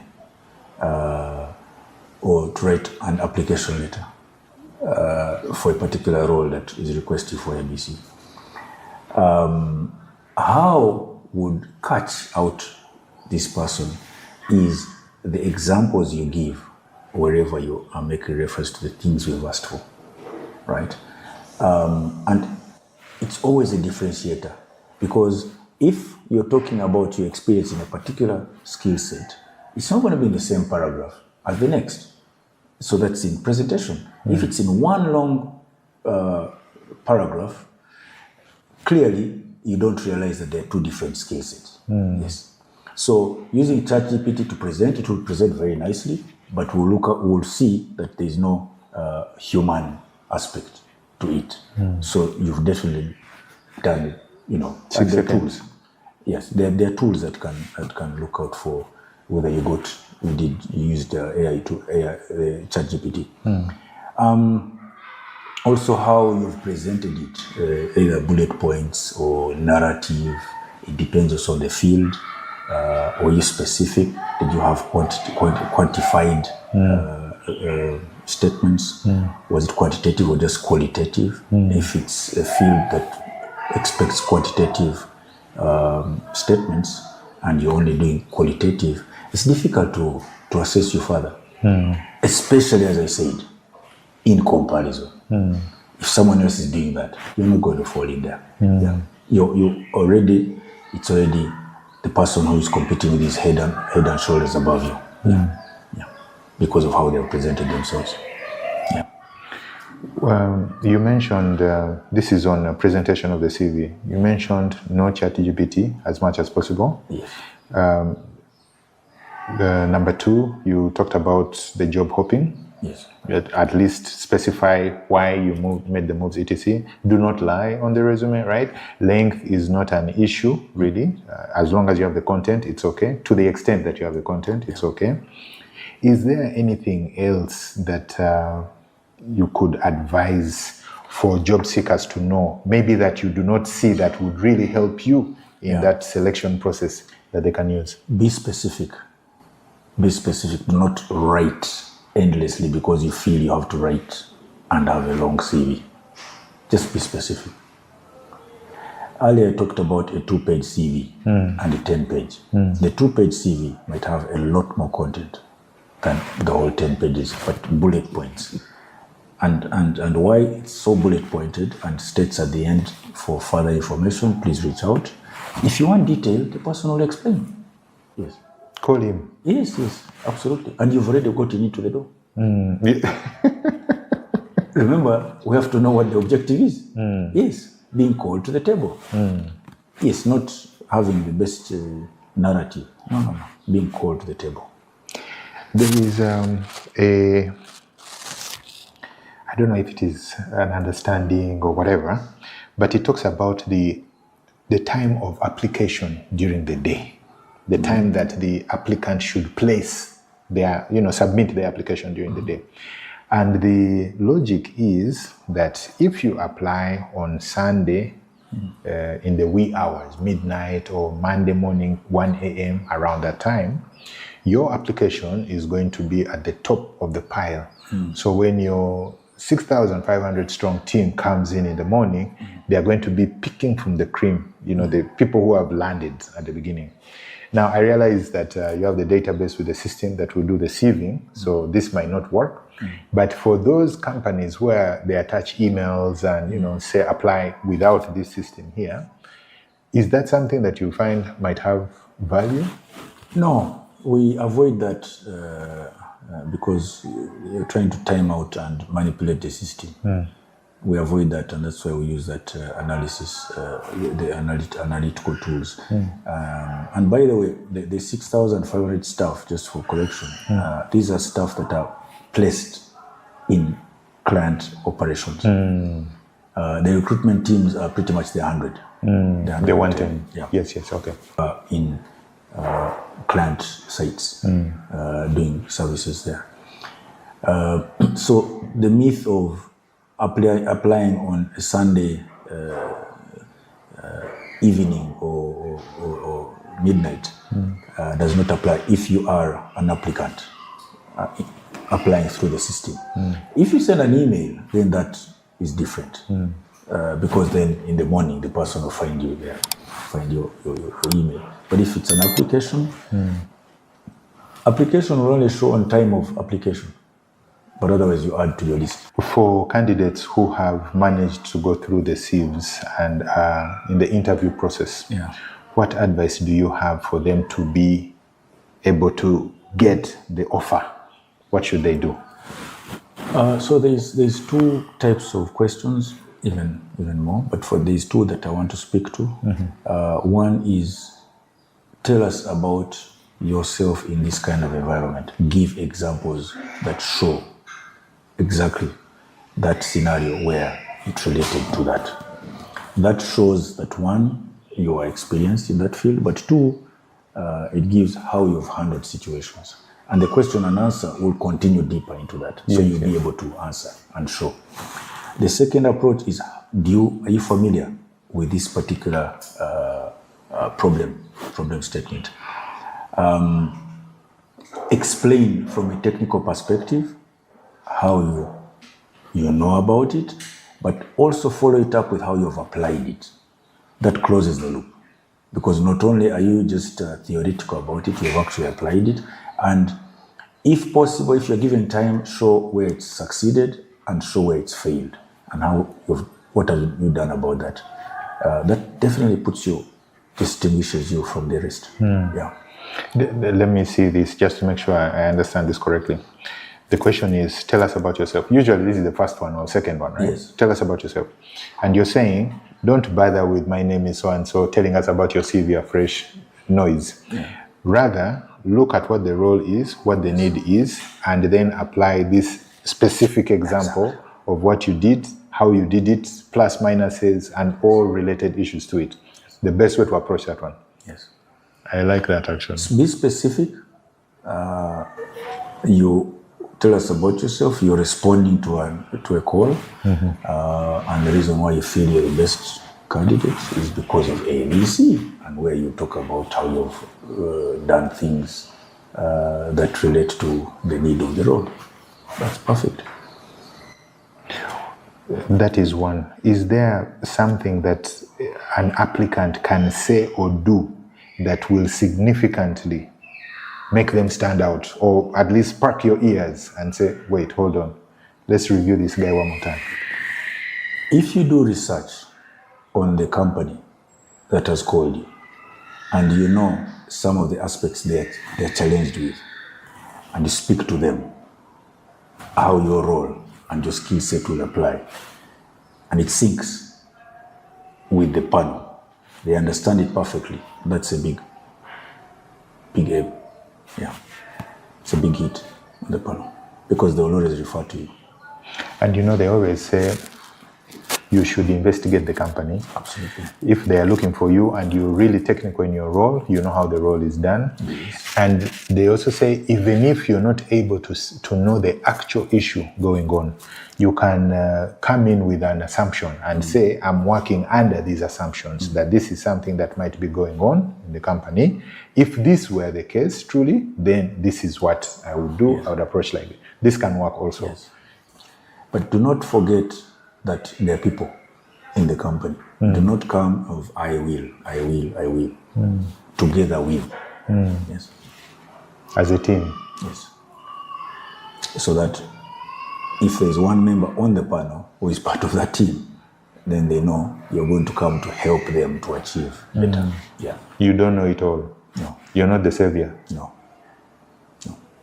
Important. Have you seen anything related to age discrimination? It's not so much age discrimination, it's a couple of things. One is if you are competing with a younger crop that has shown that they can do the job as much as you can, the only that you as the older person, you've done it for longer. But the person has done it for enough times for them to be classified as an expert in it as well. Your age is no longer an added factor. In fact, it becomes negative because if it's a long-term play, you who is older is going to be more expensive as it grows because you have additional needs like towards retirement. This person can be skilled and upskilled into new roles for the future of the company. So that's the first discriminator. It's pretty much a market discriminator. It's not deliberate employer to employer.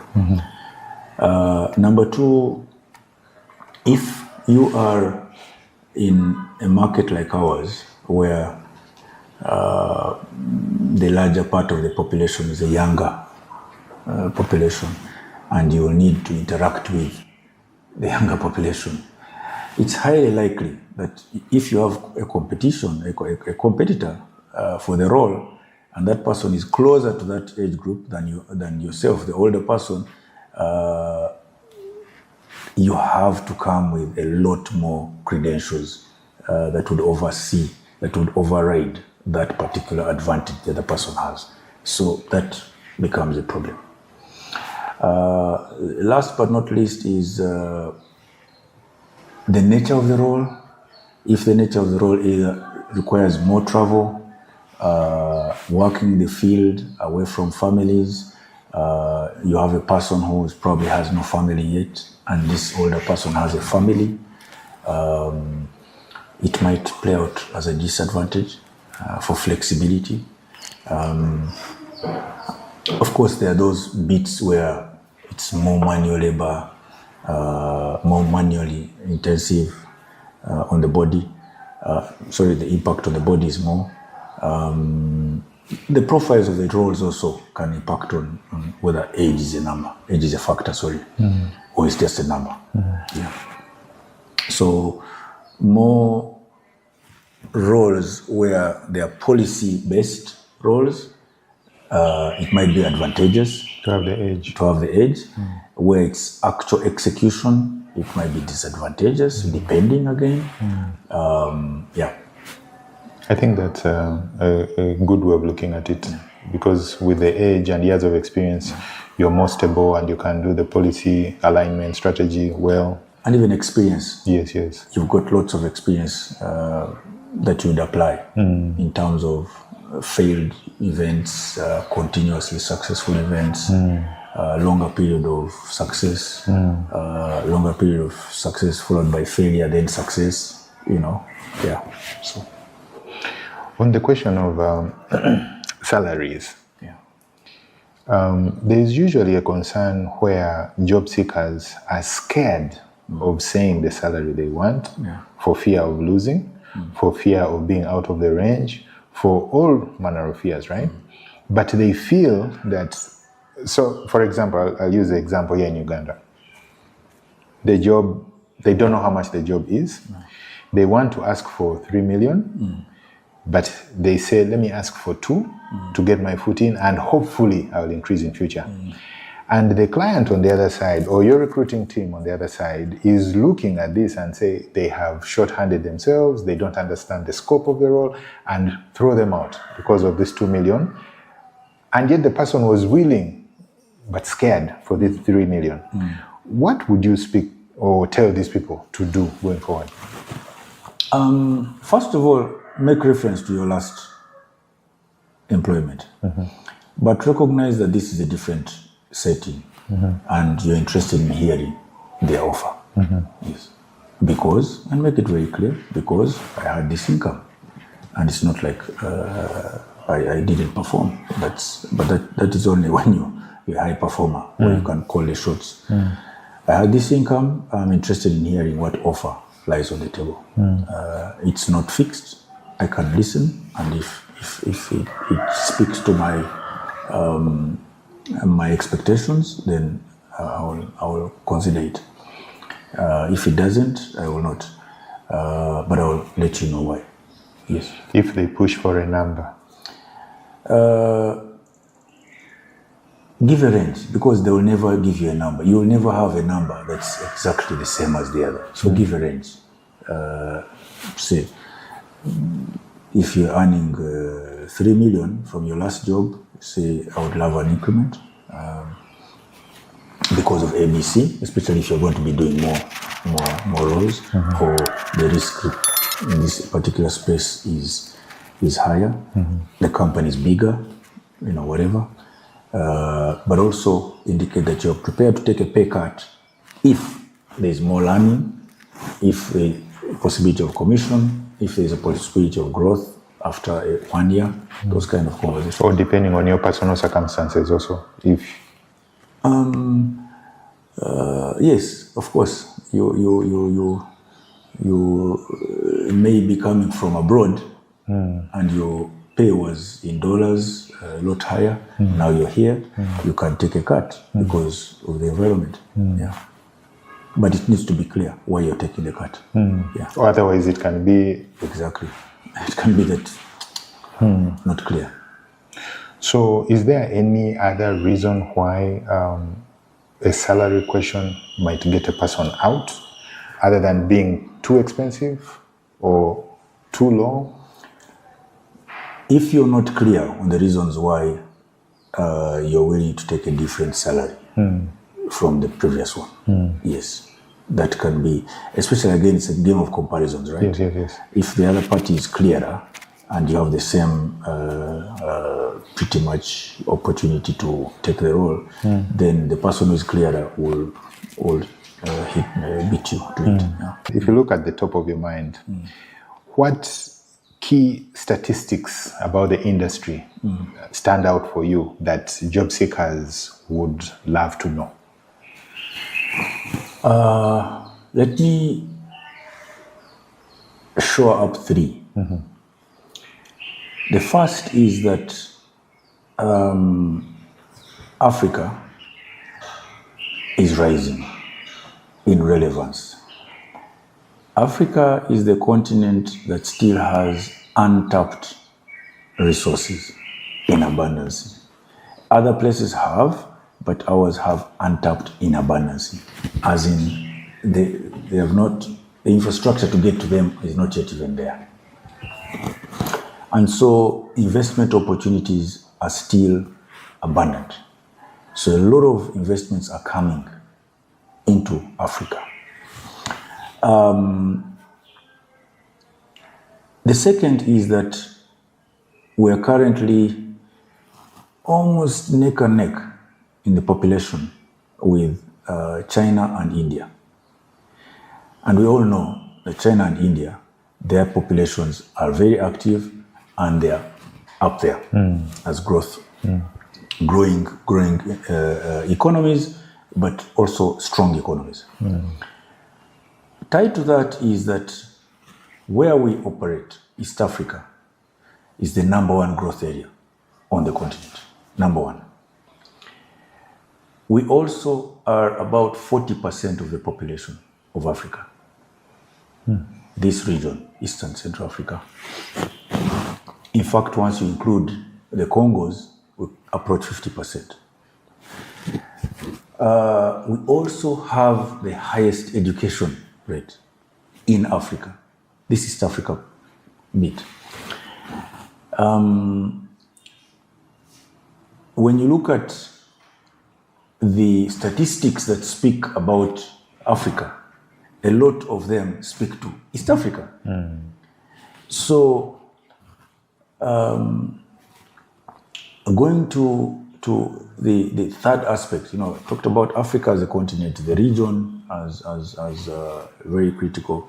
And on that second point of the region, we speak the same language, well, some French, but culturally quite similar.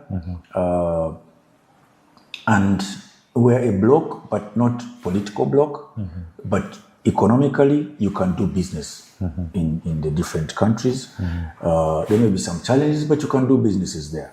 This all speaks to opportunities for private sector growth and hence job opportunities growth. On the continent, coming to my third point, on the continent, the next 5 to 10 years, the biggest projects are by far the ones on the East Coast.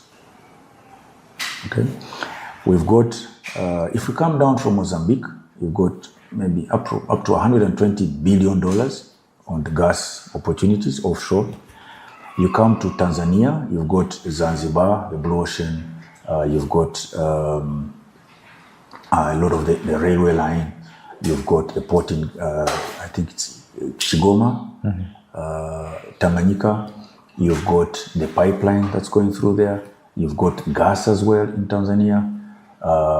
You come up to Uganda, you've got the oil exploration here, the refineries, central processing facility, the pipeline also together, a lot of minerals sector. You've got Kenya itself, geothermal, and a lot of projects out there. It is a very strong financial center. Of course, there is Congo.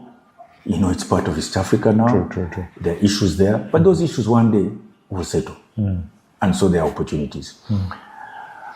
These opportunities, and remember, Ethiopia is also close to Sudan, and it could be East Africa. So someone who sets up shop in East Africa looks at all these markets. That is opportunity. The youth need to skill themselves to be relevant for these opportunities. That's really now on them. Yeah. That's a good point, and brings me to my next question. You have a skilling arm where you help these youth. Yes. Tell me about that one. When we started the skilling arm about 12 years ago, a lot of people thought we were crazy. This is a government role. It's not a government role. Government gives you the basics. You have to upskill. So our skilling arm speaks to special skills. Special skills to special needs. The welders, pipeline welders, structural welders as well. The electricians are specific skill set also, higher standards, because these have to be dealing with the electricity needs of the region. We know how those big projects all the way from Ethiopia through Kenya into Uganda, you know, the different big Karuma, all the way down into Kenya, Rwanda,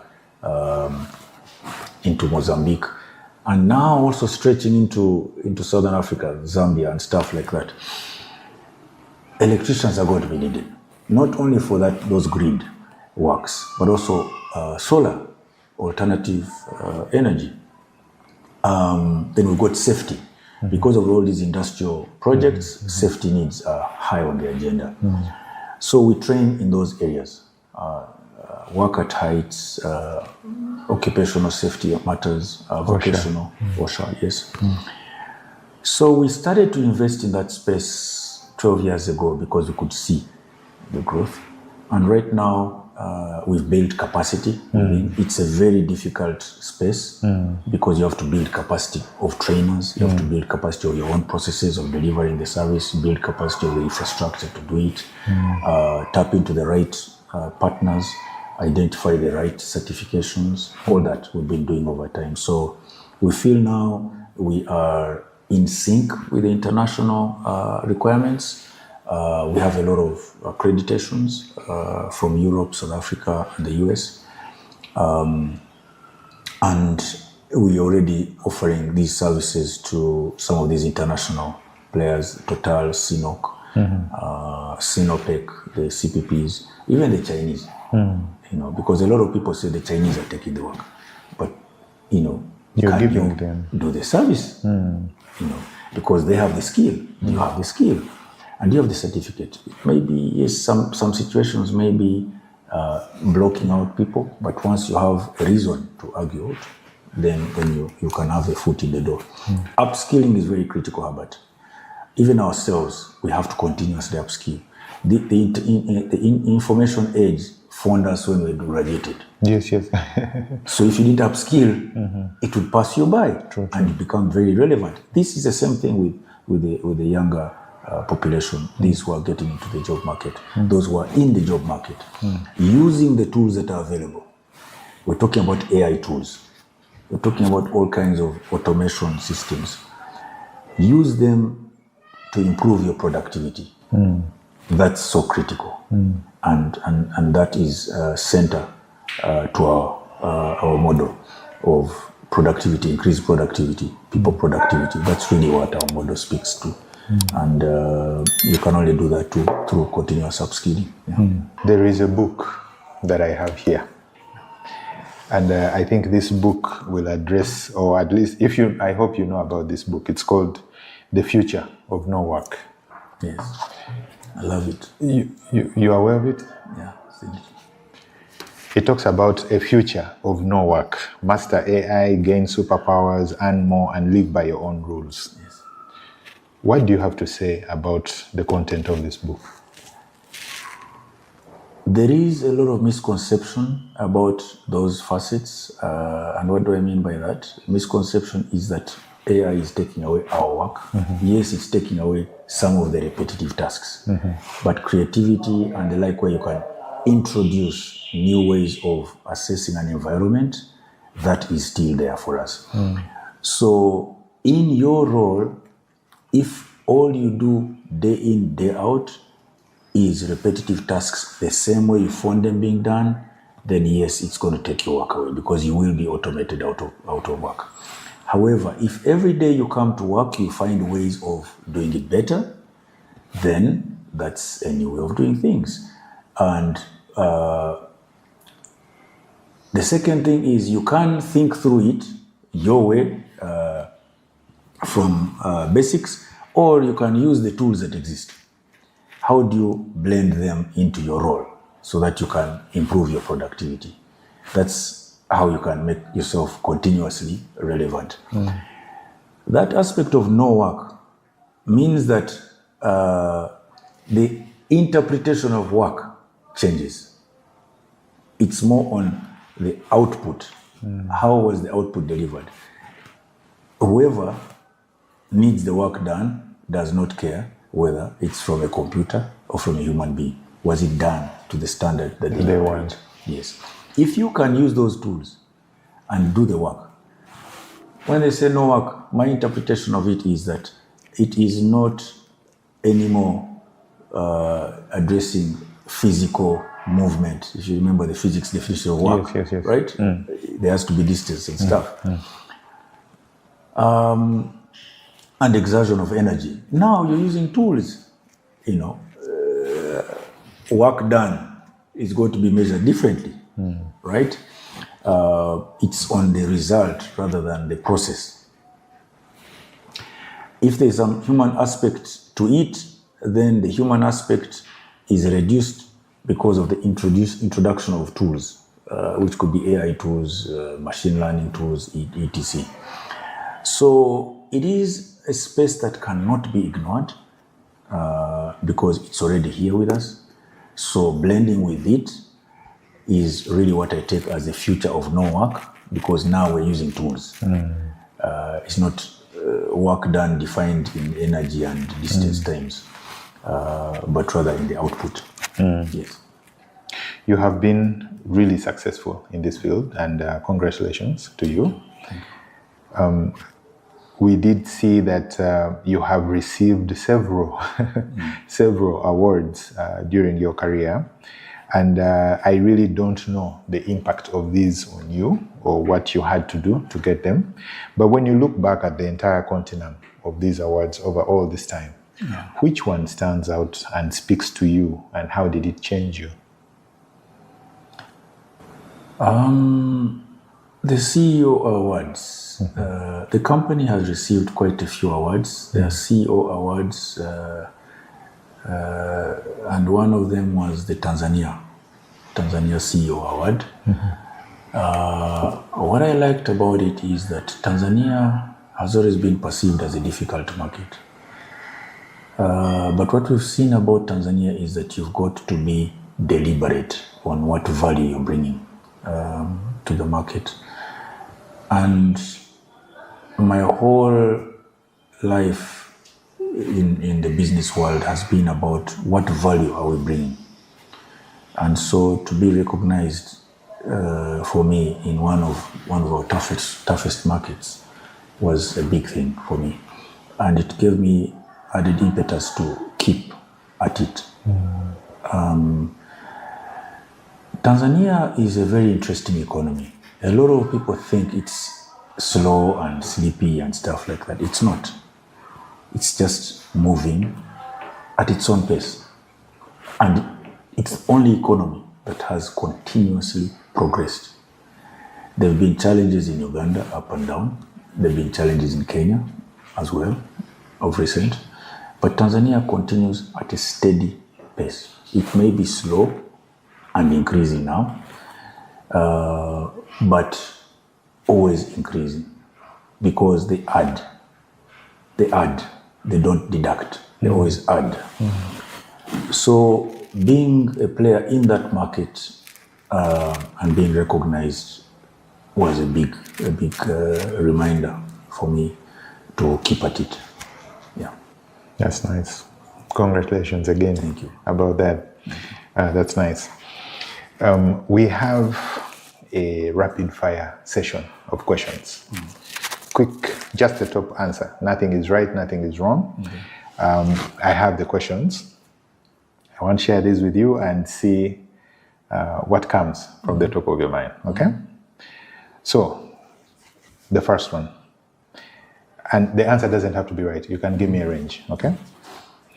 How big is your database of applicants right now? Over 100,000. 100,000, okay. What is the highest salary that a person has ever received using your company? It's about $70,000 per month. See? Yes. Wow. We need to talk about that person. 70,000. Yes. An expert high-risk job. Wow. Okay. What's the most surprising job interview answer you've ever heard? The person indicated that they're coming to work so that they can prepare themselves to become politicians. Okay, that's interesting. If you could instantly remove one bad habit from job seekers, what would it be?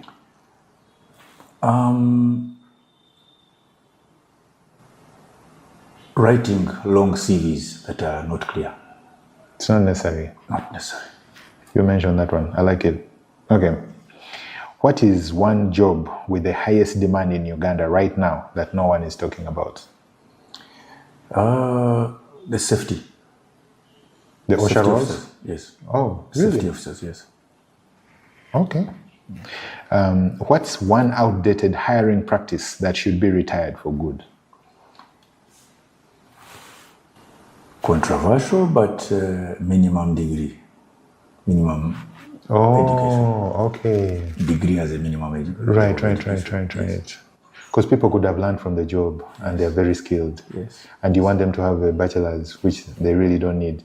They could have upskilled using this process and they are learning from you directly. Absolutely.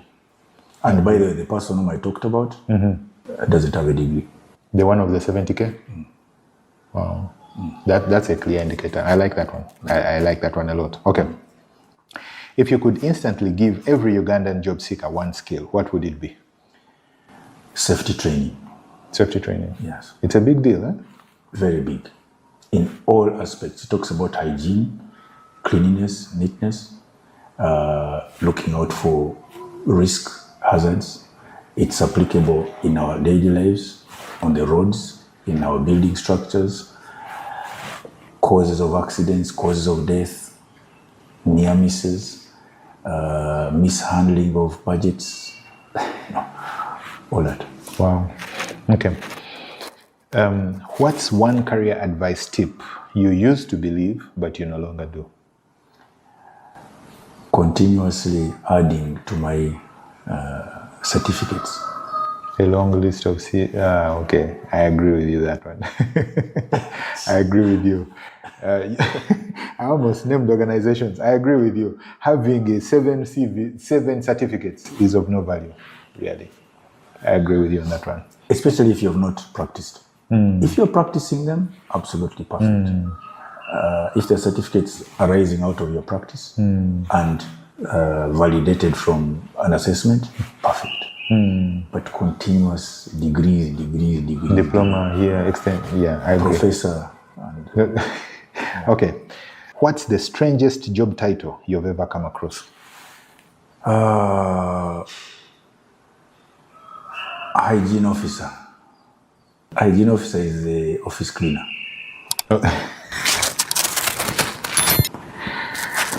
Very appropriately titled.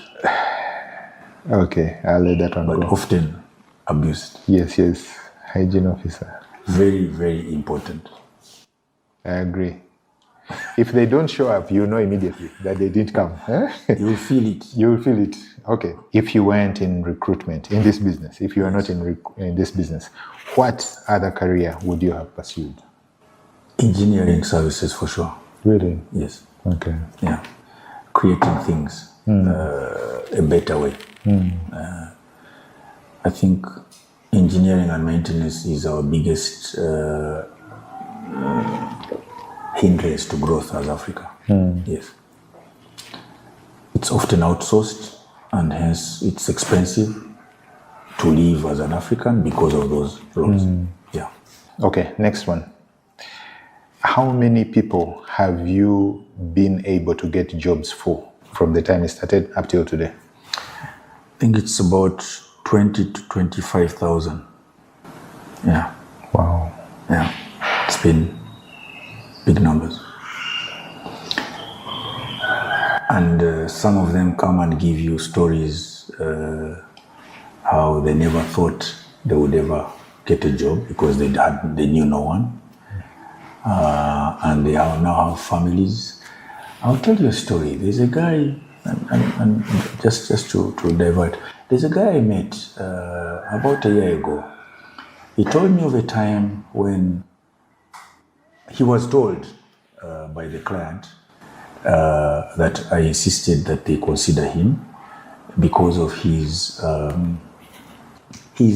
experience in having operated in the north. The role was in the north. The person who was being considered over him and him not being considered at all had a lot more credentials. But the client apparently went with my advice, and the person got the role. And he was shocked because his parents died in the war. He'd grown up in those IDPs and was doing voluntary work, got some NGO work, but was doing work on the ground that was so relevant to the role. And when he was given the role, now he was a very senior officer. And he met me at a restaurant and someone was introducing me and said, "Really?" And then he told me the story. And he was breaking down. Of course. Yes.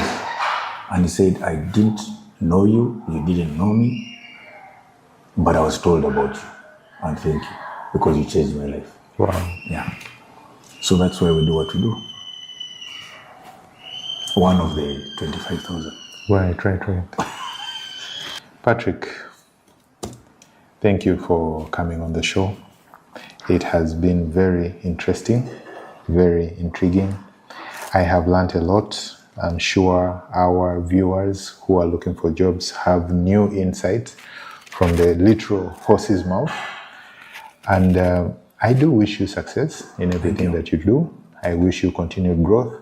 From the time that we've been speaking, I saw that realism coming out from the way that you're speaking. I see that you speak with passion. You like what you do, and you're focused on getting true value for the client and also for the job seeker. The example that you gave of the guy who found you at the restaurant, is a strong testament to this. So I really wish you success, continued growth, and congratulations on everything. Thank you. I wish you success too.